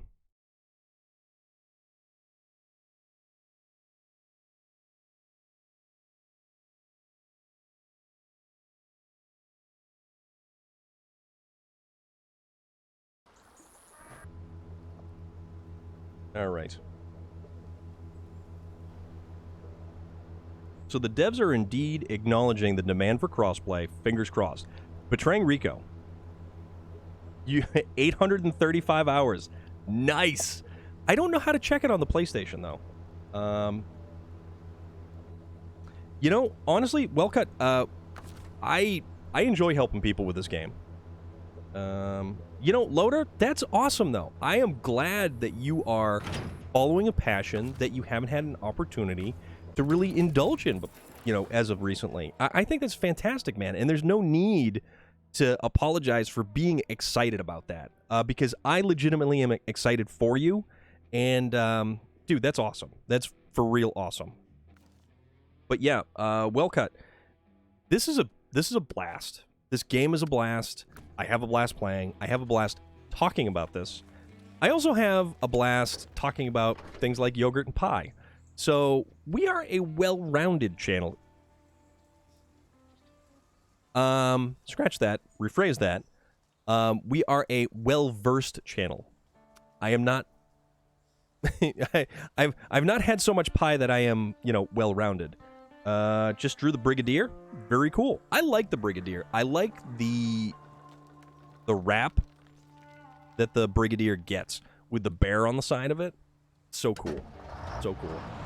Also, I don't realize that it took half a tank of fuel to simply get the beams from where they were over to here. Oh my god. This is going to be interesting, isn't it? I knew this was going to be interesting. All the talk of food, I'll be well-rounded soon. You know exactly what I'm talking about. Oh my god, guys.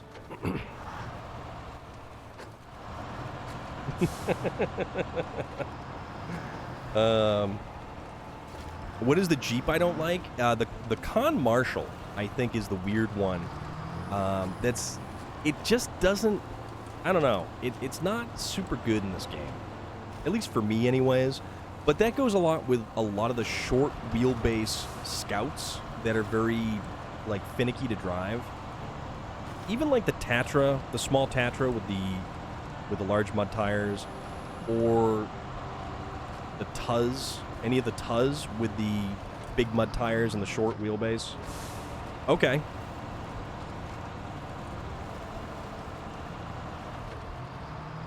No, that's cool, man.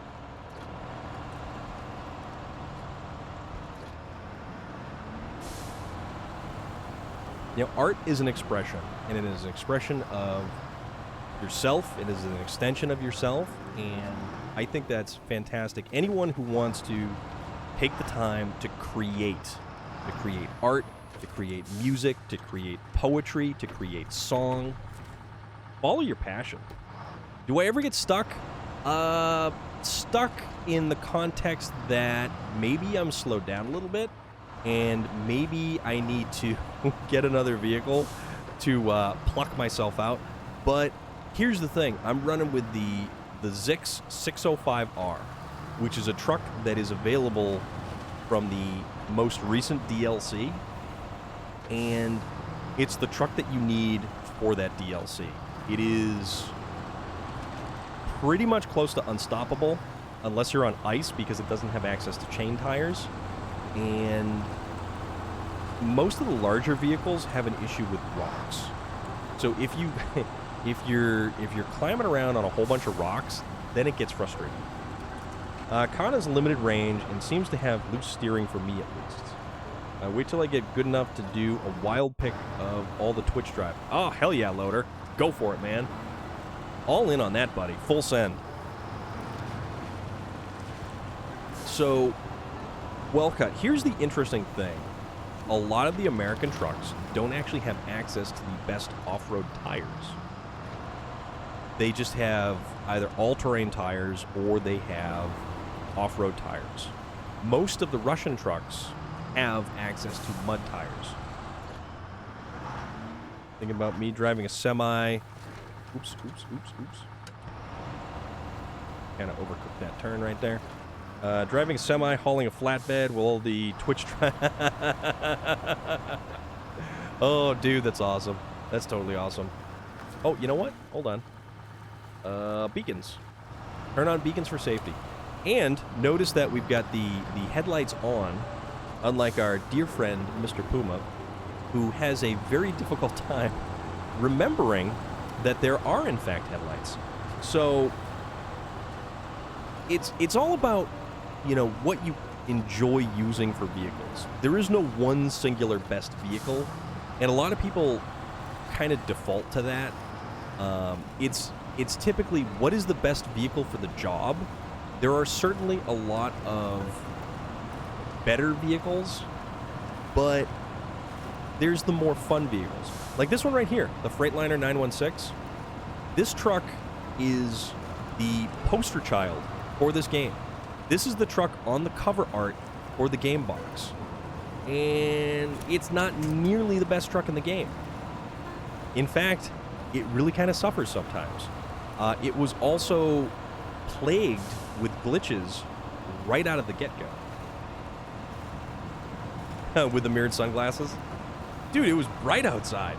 Headlights for safety. You're right, Betraying Rico. We try to instill things like that, most assuredly. But sometimes certain individuals don't necessarily retain that information, even if we're whispering into their ears hey, turn your headlights on. But no, I think watching Puma play SnowRunner with the steering wheel was one of the absolute coolest things, because the dude was excited. Dude was legitimately excited. And anybody else who's thinking of playing this game with a gaming wheel, do it up. Hands down, do it up. Because it changes how this game plays.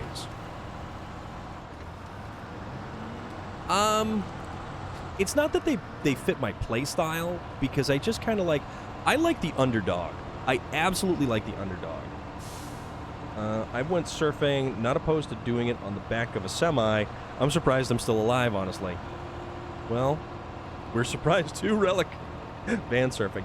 So I like, I root for the underdog sometimes, Cathalan, and I make it a little bit more difficult. Like right now, I could be using either a Kolob or I could be using the Zix 605. That would trivialize this particular last little adventure that we're on right here. So it would certainly make it easier, but sometimes you go for the fun truck, because I like the Freightliner 916. And we were hauling the rocket trailer. To get the rocket trailer back from Northern Ages installation, I used the Derry Longhorn 3194. Not very much regarded as a great truck all around, but I still used it and still had a blast using it. And then hauling the rocket on the trailer with the Navistar, that right there was unbelievably fun. Or using the Navistar to fly down those, paths and side roads and stuff like that, the harsh terrain, watching that thing bounce all over the place was awesome. It was so much fun. So much fun. But it's all about find what you feel you want to use. There is no best truck, and a lot of times it's more so like the Kolobs. Yeah, sure, slow and steady wins the race. You will eventually get there. But did you have fun doing it? I mean, this truck, we're in the Freightliner right now. This is one of my favorite trucks. It's hard to use. It's kind of twitchy. The trailers don't exactly work the best with the truck itself, because they hit that little section behind the cab there. Oops. But you know what? I have a blast. I really have a blast using this truck. I like how it looks. I like how it sits. It's got an aggressive style. It is your stereotypical American truck. At least from the nose section, anyways. I laughed hard at times with Puma with the wheel for his game. It was great. It absolutely was great. And to think he bought that wheel for Trackmania and never really ended up using it for Trackmania. But I think, honestly, watching him game with the wheel, with SnowRunner, was fantastic. Two opposite ends of the spectrum there, betraying Rico, is what you're saying? Oh, man. Oh, it's so much fun, though. It is so much fun. Shane, a.k.a. D, thank you very much for the follow. That is awesome of you. But I also like running commentary for Puma as he's playing the game, because it's awesome, because you get a, hey dude, slow it down a little bit. You don't want to go full send right through this corner, and on its side. But then he gets upset that he dumps on his side, but it's like, dude, you're using the worst possible truck to do the thing you're supposed to be doing. Shane, a.k.a. D, what is the good word? I hope you're doing well today.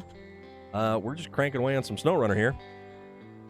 Cranking away on some SnowRunner, talking about SnowRunner, talking about yogurt, talking about pie, having a good time. all around good time. But no, I mean, I have, you know, I would sit in his Discord and I would absolutely run Copilot all the time. The only unfortunate thing is, watching his stream, I'm a couple seconds behind, so it's a little bit difficult. So I have to anticipate what he's going to do before he does it, which it kind of sometimes doesn't exactly play out how it should. And things happen. The ANK, Sephora's, what is good? How are you this afternoon, this evening, or this tomorrow? Whatever day, night, or, you know, moon cycle you're on right now. I'm going to miss that. Yes, you know what? We will absolutely miss the hell out of our delightful hostile Puma while he is gone. And, you know, I don't know even if it's possible, but it would be cool to see Puma's...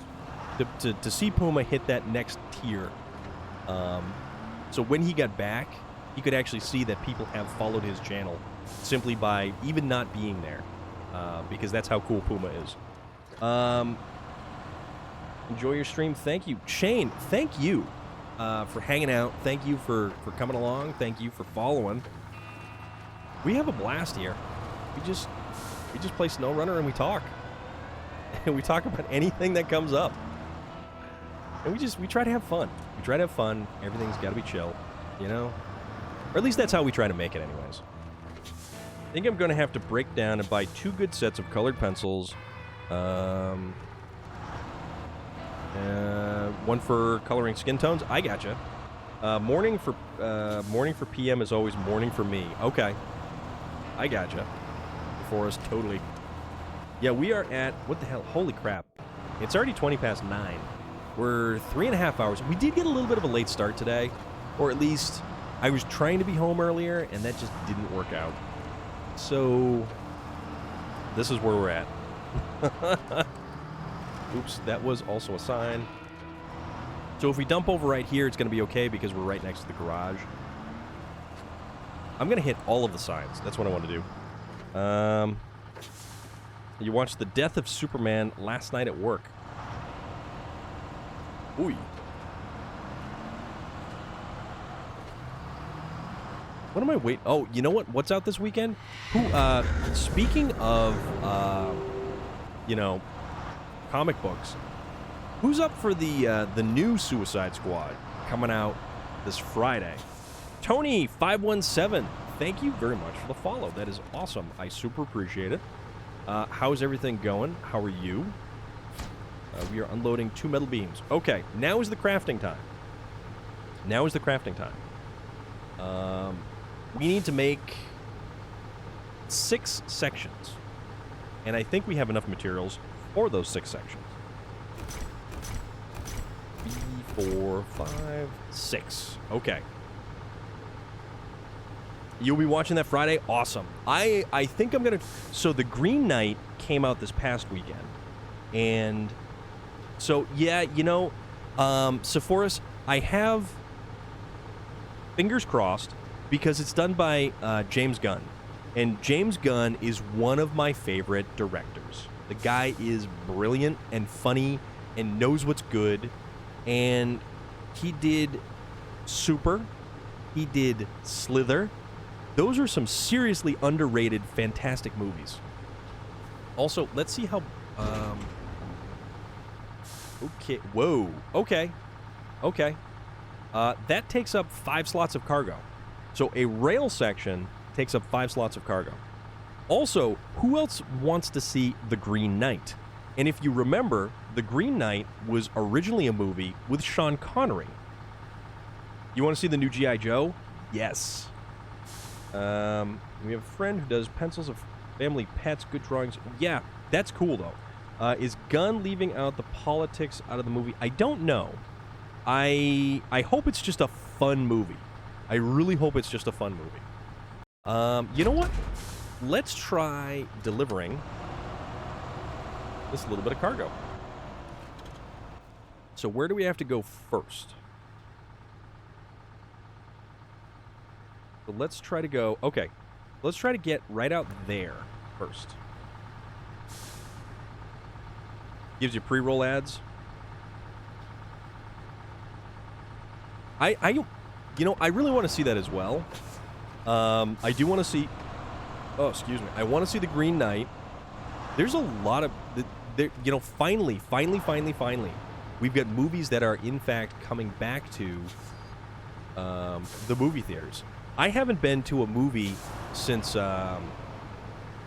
yes, this is the first rail piece I've made, but here's the thing. I have all of the rail pieces now. So I transported all of the cargo, so now I didn't realize that it was a 5-slot piece. It's making me lean more towards the older comics and animation show movies. Yeah. No, I get you. The first Suicide Squad was not a good movie. That was not a good movie. It was something I could watch because I watch a lot of movies. I watch a lot of movies that are of questionable content. There is a surprise in store. Oh boy. This should be interesting then.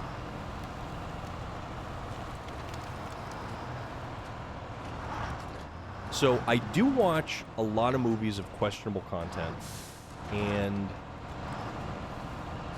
the first Suicide Squad, while watchable...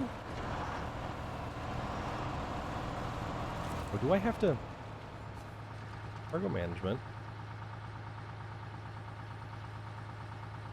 Manual loading is required. Ah, I got you, dude. I got you.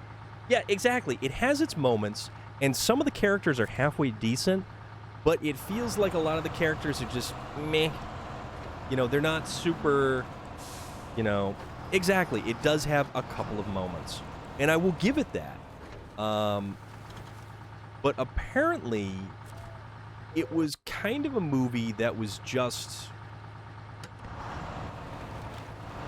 It suffered in the creation of it, because I believe there was too many hands in the cookie jar, so to speak.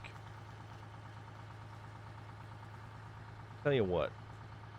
Go to the garage. Yeah, I didn't realize that that was going to be needed for that. Favorite scene is the shooting range scene. Yeah, that's pretty funny, too. Oh, Puma. Hello. We were whispering sweet nothings about you, my friend. And you know what? If you're not following a hostile Puma over here, okay? You should absolutely follow a hostile Puma, because he's a good dude and does fun stuff, and I don't know what that game is because it's all dark. Don't tell him. Lovely touch to the cargo drop. Yeah, I was thinking that it was going to be too easy. So, let's see. Let us outfit this little fella with a crane, and then we will pick the stuff up.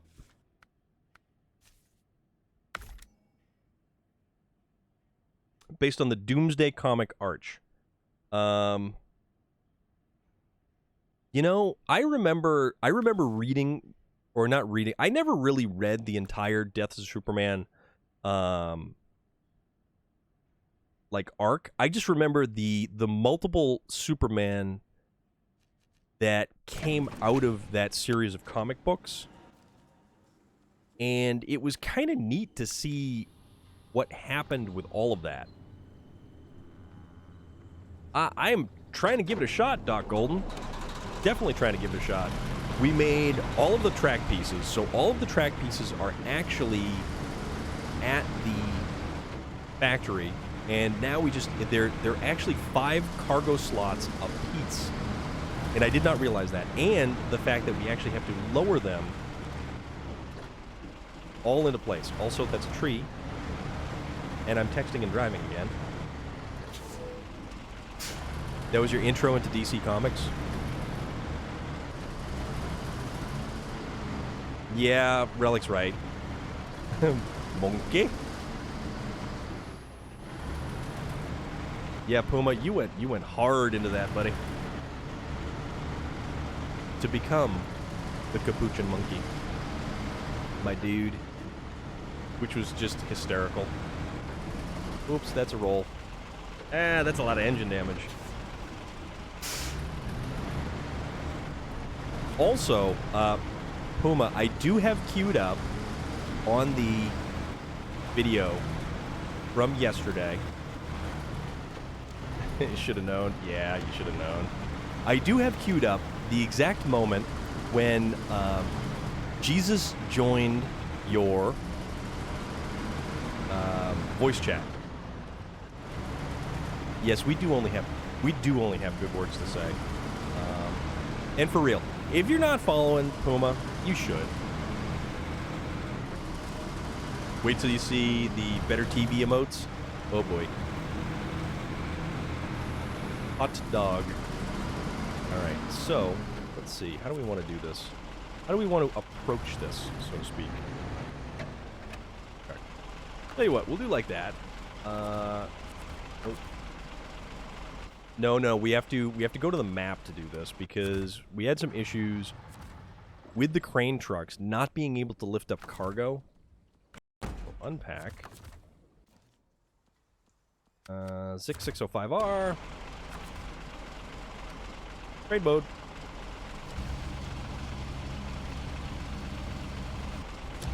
Alright, pick it up. Move it up. Move it over. In. Alright, rotate this bad boy around.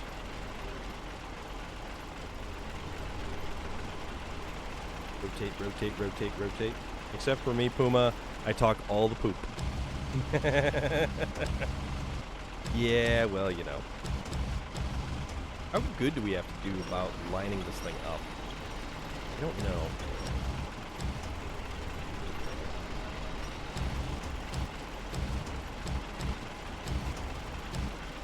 Is that good? Oh, sweet. Okay. No. That's cool. That's cool. That's cool. Wait a minute. I have an idea. Because technically, you don't really have to... Okay, no, this is cool. This is cool. This is cool. No, I got this. I totally got this.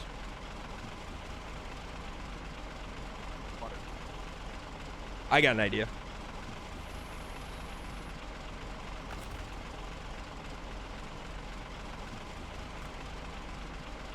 Got water all over the place.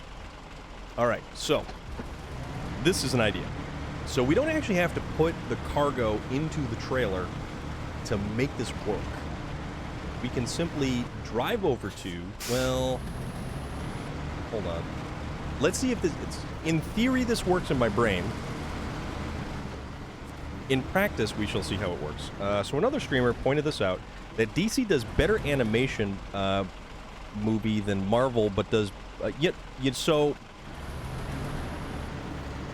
You're right. I think DC absolutely does better comics. Hands down, DC does better comics. But Marvel does the better big franchise movies. This is fun. I like this one. This is a lot of fun. This was a lot of cargo to move all over the place. So I kind of got around it a little bit by, I wouldn't say cheating as much as I would say I get creative with the assemblage of cargo. Storehouse. Put it on the loading platform. Okay. Train mode. We'll grab that. Bring it over. Kinda. And then just sort of sandwich it down there. Nope. Tighten the winch up. Okay. Back to driving. I like a lot of the DC cartoons. This idea is absolutely not OSHA approved. No, not even in the slightest. Even I don't recommend it. Secretly. But you know what? Hey man, if it works, is it really a dumb idea? Besides, after the Rapture happened, there is no OSHA. We don't have to worry about Occupational Safety Hazard Association. Okay, so this is potentially a good idea.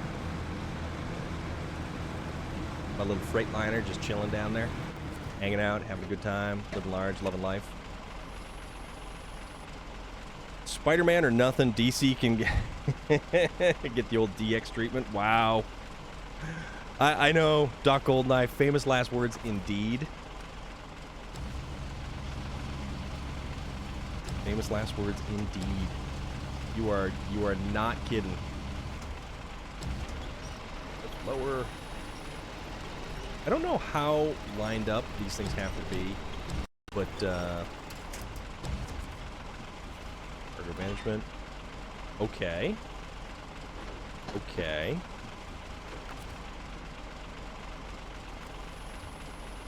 No, this is actually going someplace.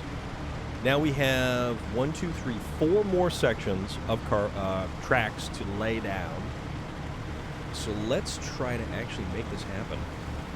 So we got 3 hours and 50 minutes in tonight. It is 9:35 right now.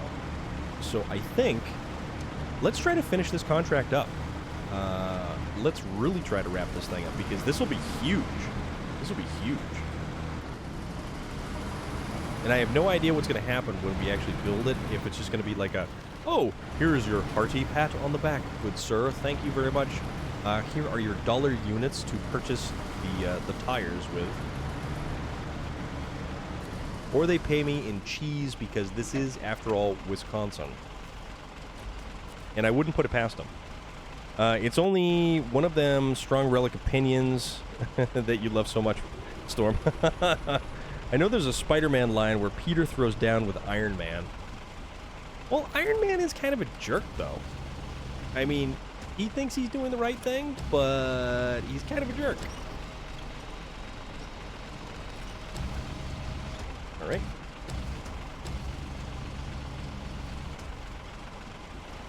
So, yeah.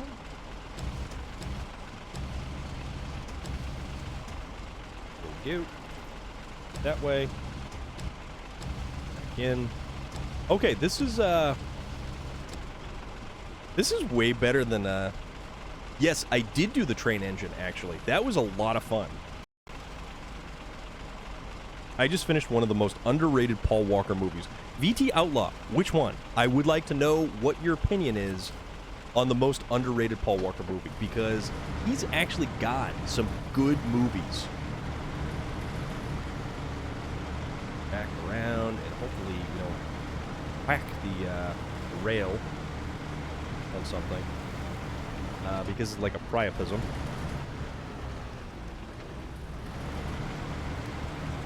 Brick Mansions. Which one is that one? There was a Paul Walker movie I had watched, and he was like a death row inmate that was kind of given a second chance. This is why Civil War has been one of my favorite Marvel comic lines. And the movie, well, also, there wasn't nearly enough. Can the Big Bad Wolf blow down a brick mansion? He couldn't get past the house made of bricks, so. Yeah, I'm trying to think if I know that there was one that I watched, and it wasn't really a very common one. One of the last complete movies he filmed before he passed. Okay, so now I am taking to the internet to look things up.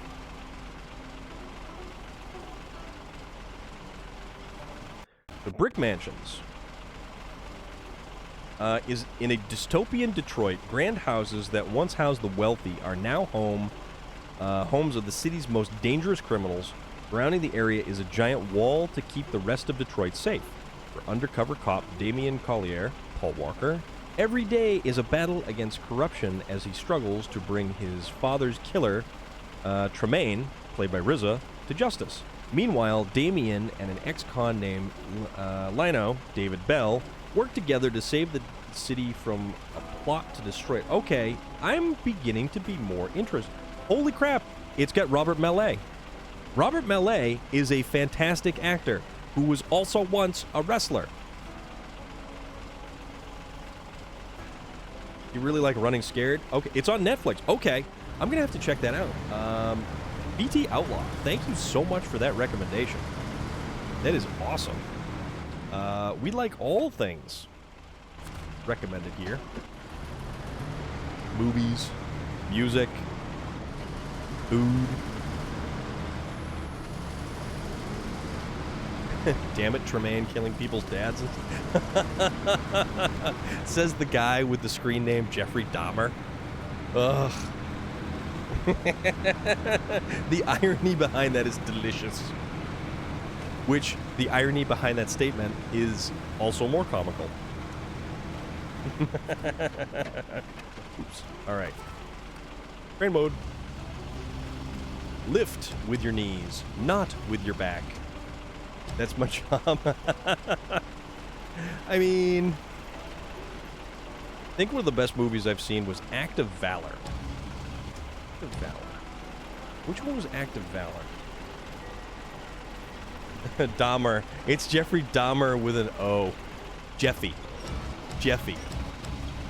Jeffy Dahmer. Oh, that was a great movie. When did we get ice cream? That movie was awesome. That movie was so awesome. All right. Release. Cargo. Okay. All right. So we don't have to be very picky about how those lay down in there. The Ringer. The Ringer was fantastic. Plot twist and major spoiler. Tremaine didn't kill his dad. Wow. Coming out swinging with a plot twist. Man. It was his partner all along.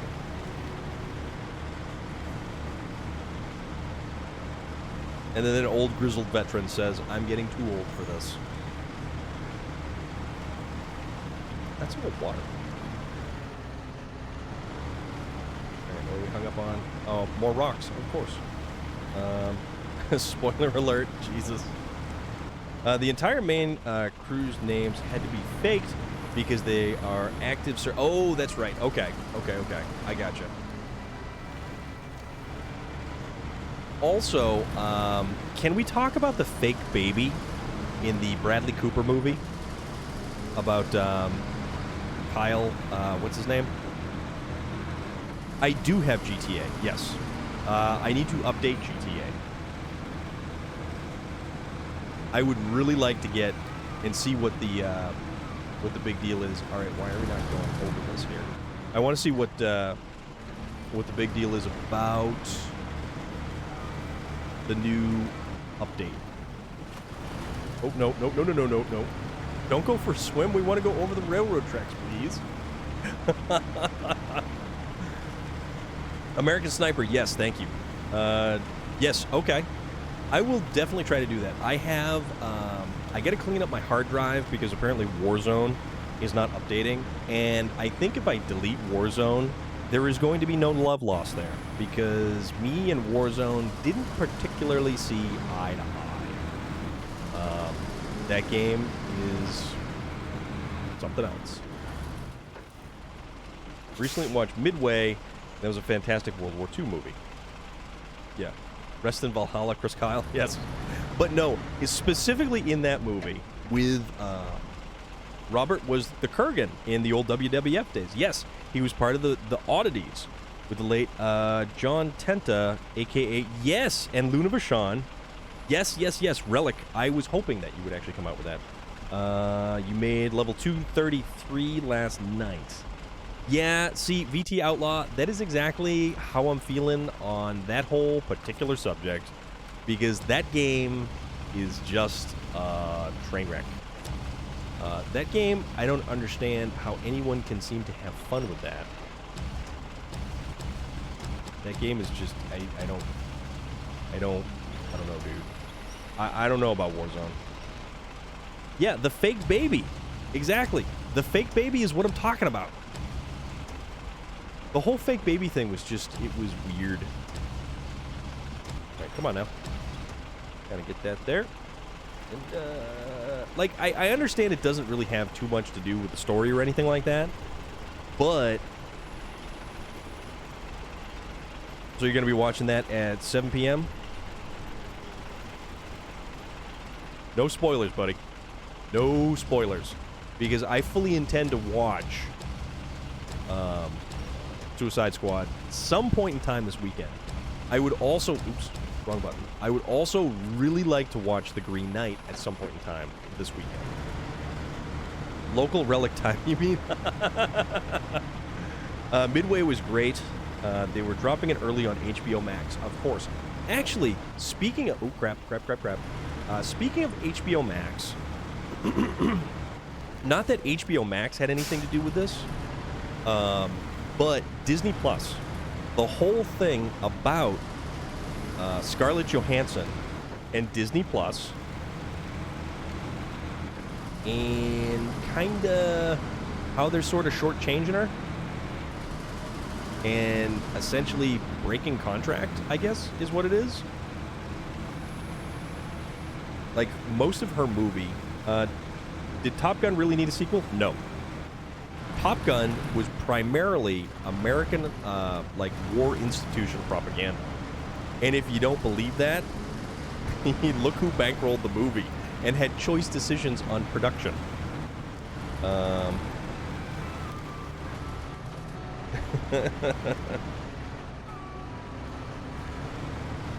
Hope her and Emma... Yeah, you know, Sephoris, yeah. Yes. There is actually legitimately a sequel for Top Gun. They made a sequel for Top Gun.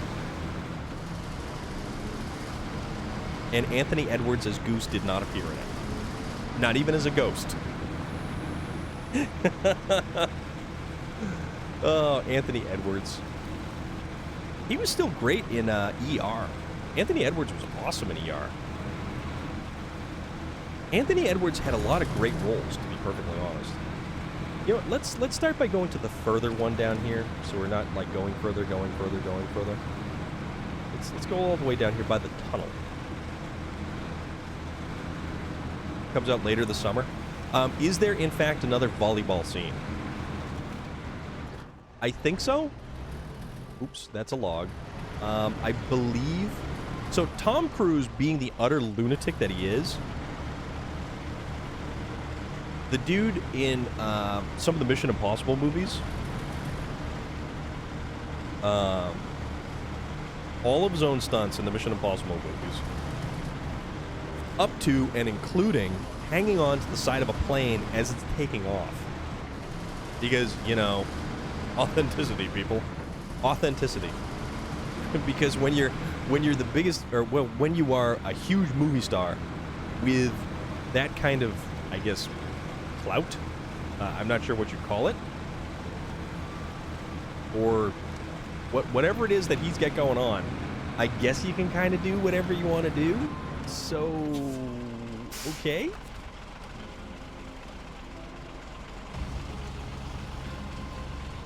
You know what? Yeah, to a degree. But there's doing it because you have cojones the size of small mountains, and then there's doing it because you're an utter lunatic as well. Not that he's a lunatic or anything like that, but just sometimes money does not create great ideas. Just because you have money doesn't mean you have the best of ideas. Personally, I would have preferred to have watched Top Gun if his role, his co-pilot role, was taken over by Eric Andre. So if it was Tom Cruise and then Eric Andre, and you could think of any other call sign for Eric Andre that you'd want, like, you know, flying butt cheeks or something. I don't know. He's a weird dude, but he's awesome. Tom Cruise almost didn't make it to the end of the filming of Top Gun. They had to assign Marines to guard him. He was ticking off the enlisted on the ship while filming. Understandable. He broke his foot jumping between buildings. He's a Scientologist. He's a bit of a lunatic. Yeah, your mileage may vary on that. He's a great actor, but as a human being, yeah. All right, so that's another piece of cargo right there. And actually, you know what? Tell you what, we're gonna cheat. We're gonna take the shortcut back. We're totally going to take the shortcut back. This is brilliant. Oh, this is absolutely brilliant because now we're closer to the factory for the rail section than we are if we actually travel back. Mostly because of time constraint, because we've gone on to 4 hours. Not that I was actually trying to hit 4 hours tonight, guys. Mostly because oh, crap. See, that outrigger again. My chief told us all about him. He has no respect for that man. Okay.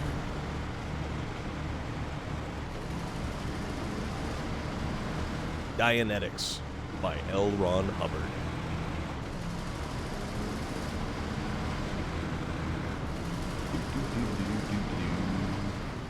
All right. Oh yeah, I was gonna fly through, grab some, but that's not how that works. Because we have to load it from here. All right, grab that. Take that. An amazing Russian film I've seen was Hill 498. What's Hill 498? I don't think I've actually heard that before, Sephora's. Or heard of that. Well, loader. Well, yeah. See you around. Have a good rest of your stream. District B13, thank you very much for coming by, for hanging out. And if you're not following District B13, you absolutely should, because the dude does some crazy hard mode stuff on SnowRunner. And it's cool. It is absolutely cool. And that looks like an 8-slot trailer with 2 large pipes, and it's floating. It is floating. Oh, that's awesome.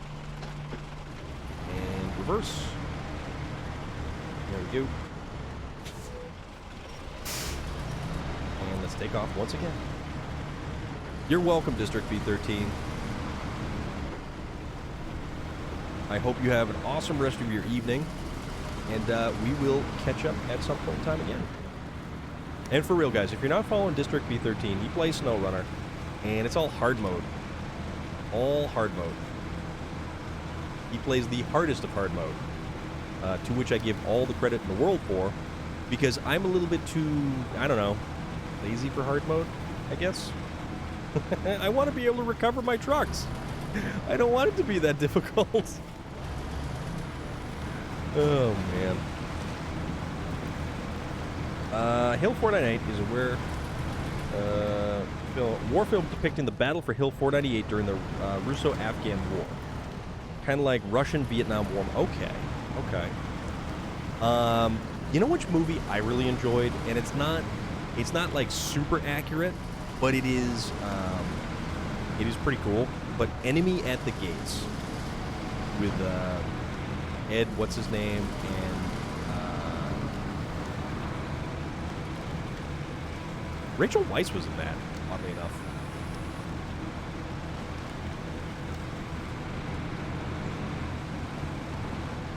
Not Ed O'Neill, because that's not Al Bundy. Jude Law and Kate Winslet. No, it was Jude Law, but that was Rachel Weisz, though, I thought.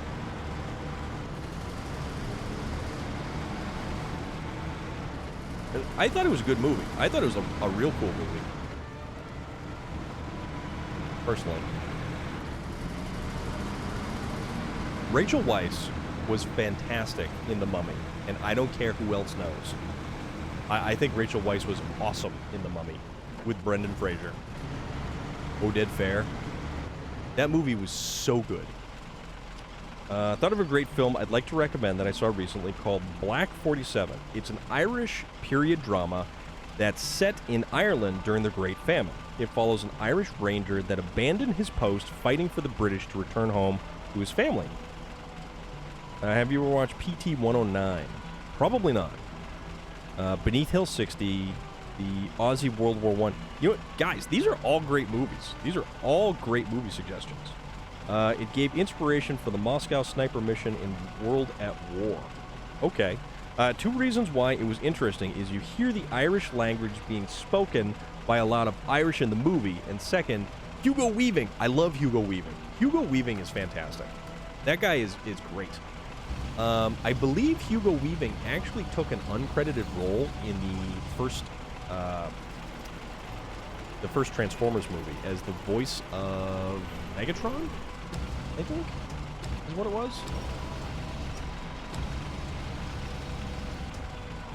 It's on Netflix if you're wanting to watch it. Okay, cool. Very cool. We didn't get good enough on that. Okay, so try doing this. Oh yeah, we're not in the zone there. And also, we're stuck on these dumb railroad tracks. As always. Railroad tracks are terrible in this game. And it's not surprising just how you get, like, hung up on them, and then you wonder why people who get stuck on railroad tracks can't get off railroad tracks.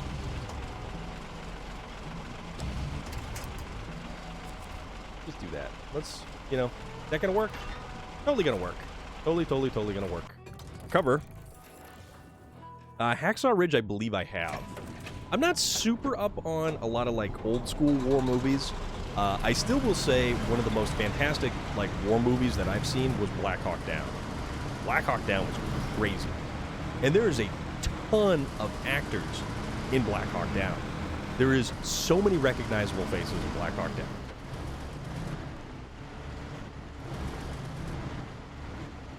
Juddsville? Which one's Juddsville?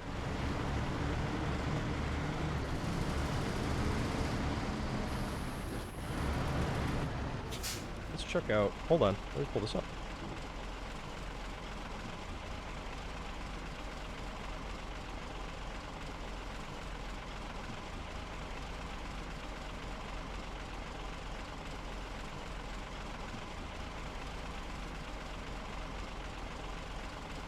Juddsville.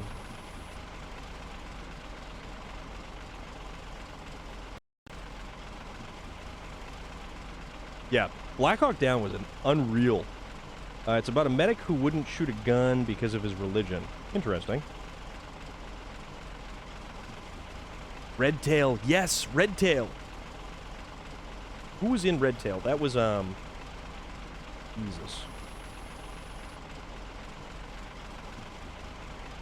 That was 2012.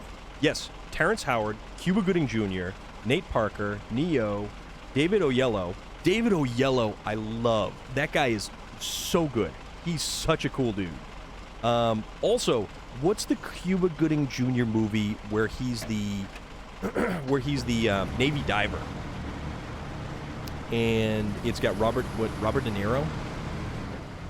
And basically just he shits on him constantly. And not because he doesn't like him. Full Metal Jacket was good. Full Metal Jacket was so good. Arlie Ermey's role in a Full Metal Jacket. Yeah, you're 100% right. Cuba Gooding Jr.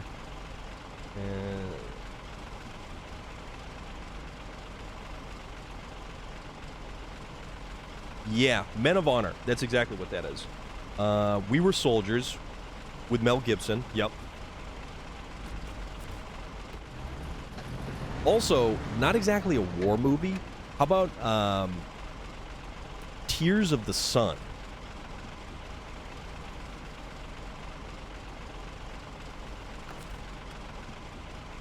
Tears of the Sun with Bruce Willis.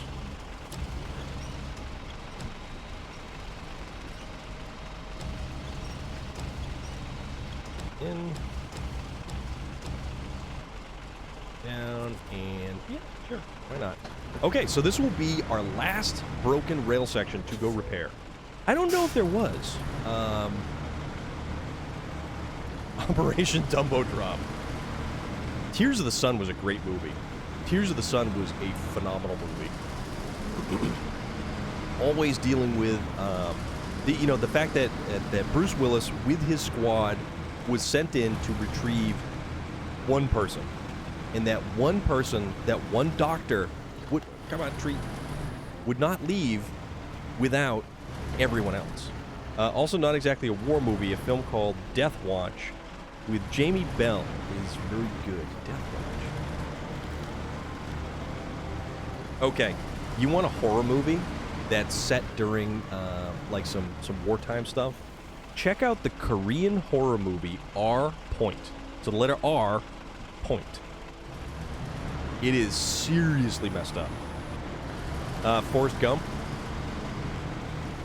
Reminds me of Mel Gibson, Air America. Oh man, but yeah, if you want a cool horror movie, and it's a Korean horror movie, and Korean horror movies lately have just been killing it. Windtalkers, yes. Nicolas Cage, Windtalkers. But no, you're right. I love Forrest Gump. Forrest Gump is an amazing movie. Forrest Gump is a fantastic movie. Tom Hanks is like America's dad. All right, so this is what we got. We have our last final piece here to just kind of plop into place. So cargo management. No. Wait. Oh, wait a minute. We could have done that the whole time. We didn't have to lower it. So restoring the tracks. I see you did it. Soon enough, cargo trains will start arriving and we can ship out timber and paper products. You deserve your cut. 16,600 Wisconsin cheese wheels. That is what we got. So, the movie we were talking about was Siege of Jadetville. Okay. Hold on, let's stop the engine here so this thing's not running. Siege of Jadetville. Let me go check this out.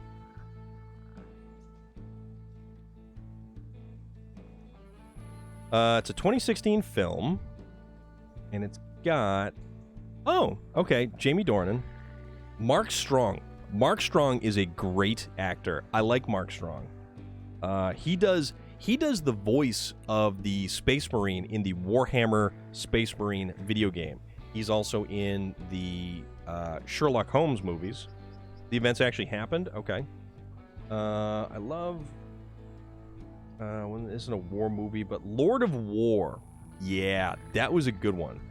So let's see. A siege took place during the 7-day escalation of a standoff between ONUC and Katanji's forces during Operation Morthor. Okay. No, that's pretty wild, man. You know, these are all greats. All greats. Dick Grayson. 1917 was my favorite movie of the year whenever it came out.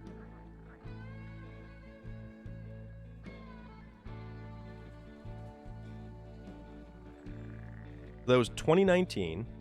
So that was... Which one was that one? During World War I, 2 British soldiers, Lance Corporal Schofield and Lance Corporal Blake, received seemingly impossible orders.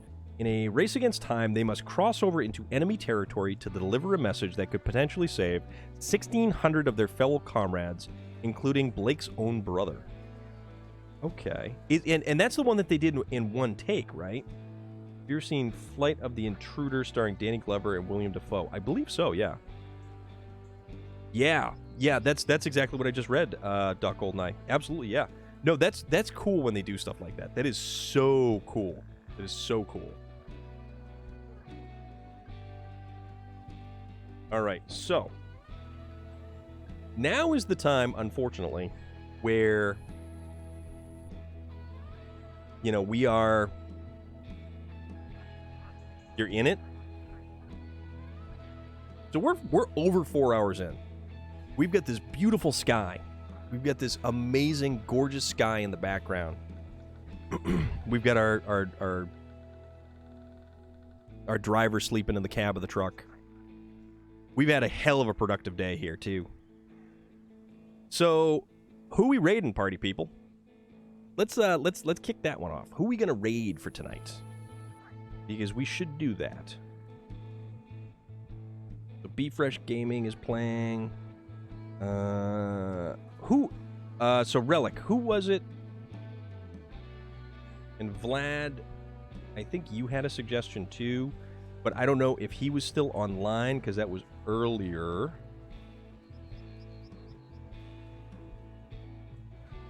You know, we haven't rated her in a while.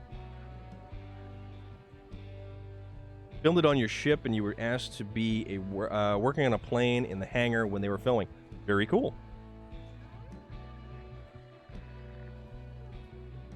It was made to look like it was done in one take, but it was just really clever editing. I think it was done in like 8 takes, so still, yeah, Still ridiculously low. Still ridiculously low. Oh, that's right. Relic. No, that's right. We were going to do that. So, what is he doing? So, Vlad, I believe the last time we had been talking, there was one individual that Relic had suggested, and we ended up kind of going the opposite direction. Come on now.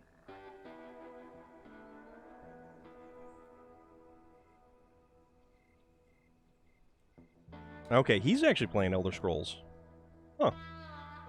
That's cool. So, Vlad, let's do Mookie the next time. So we'll line this up this way. So Mookie will be next time, because Relic had actually suggested, I don't even, so T-Barf the Viking. I love that name. Oh, it's funny though. It's so funny. All right, let's do this. This.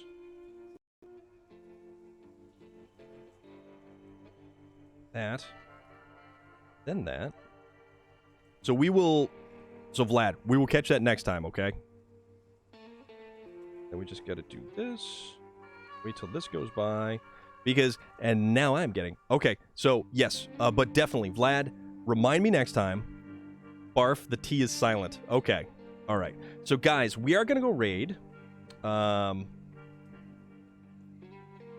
suggestion... So, this was the suggestion from... Relic the last time, and he is currently playing, it looks like Elder Scrolls Online. And usually he has, like, a music stream, correct?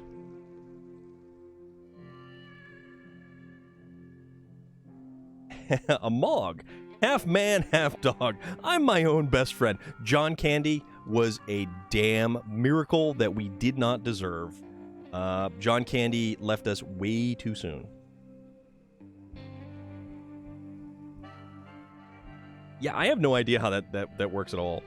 But, guys, for real, it's been an awesome night tonight. We got a hell of a lot of cool stuff done. We got cargo moved. We got tracks built. And when you put it in that kind of perspective, we really didn't get a lot done tonight, did we?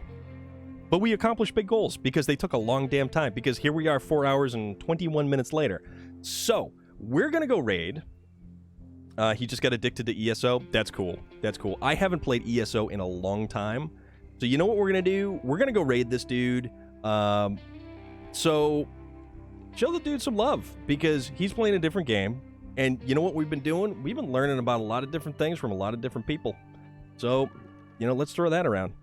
Finished Michigan in the background and cleaned up a lot of trailers lying around. Awesome, Fubar. Very cool. So guys, everybody... This has been more SnowRunner. I am also more Storm of Iron because my shirt says so. Not because of the stream. I don't even care what the stream says. My shirt tells me who I am. Thank you very much. So, we're going to go raid this dude. Let me just make sure I got the buttons on the ready, and we're going to do the thing. So, this guy. And he is good people. Absolutely. So, that's what we're going to do. So, guys... probably won't be around tomorrow because we get some stuff going on tomorrow. So we'll be back on Wednesday. So we'll kick it off again. We will do more SnowRunner. We will do more stuff. It has been a blast tonight. Don't forget, A Hostile Puma, if you have not followed him, if you have not followed A Hostile Puma, you certainly should absolutely follow A Hostile Puma because he's good people and it would make me feel better if you followed him because he's pretty awesome. And there he is running around in the middle of the woods, probably, chances are, maybe naked in that game, because I don't know what game he's playing, so I can just assume that his character is naked carrying a rock.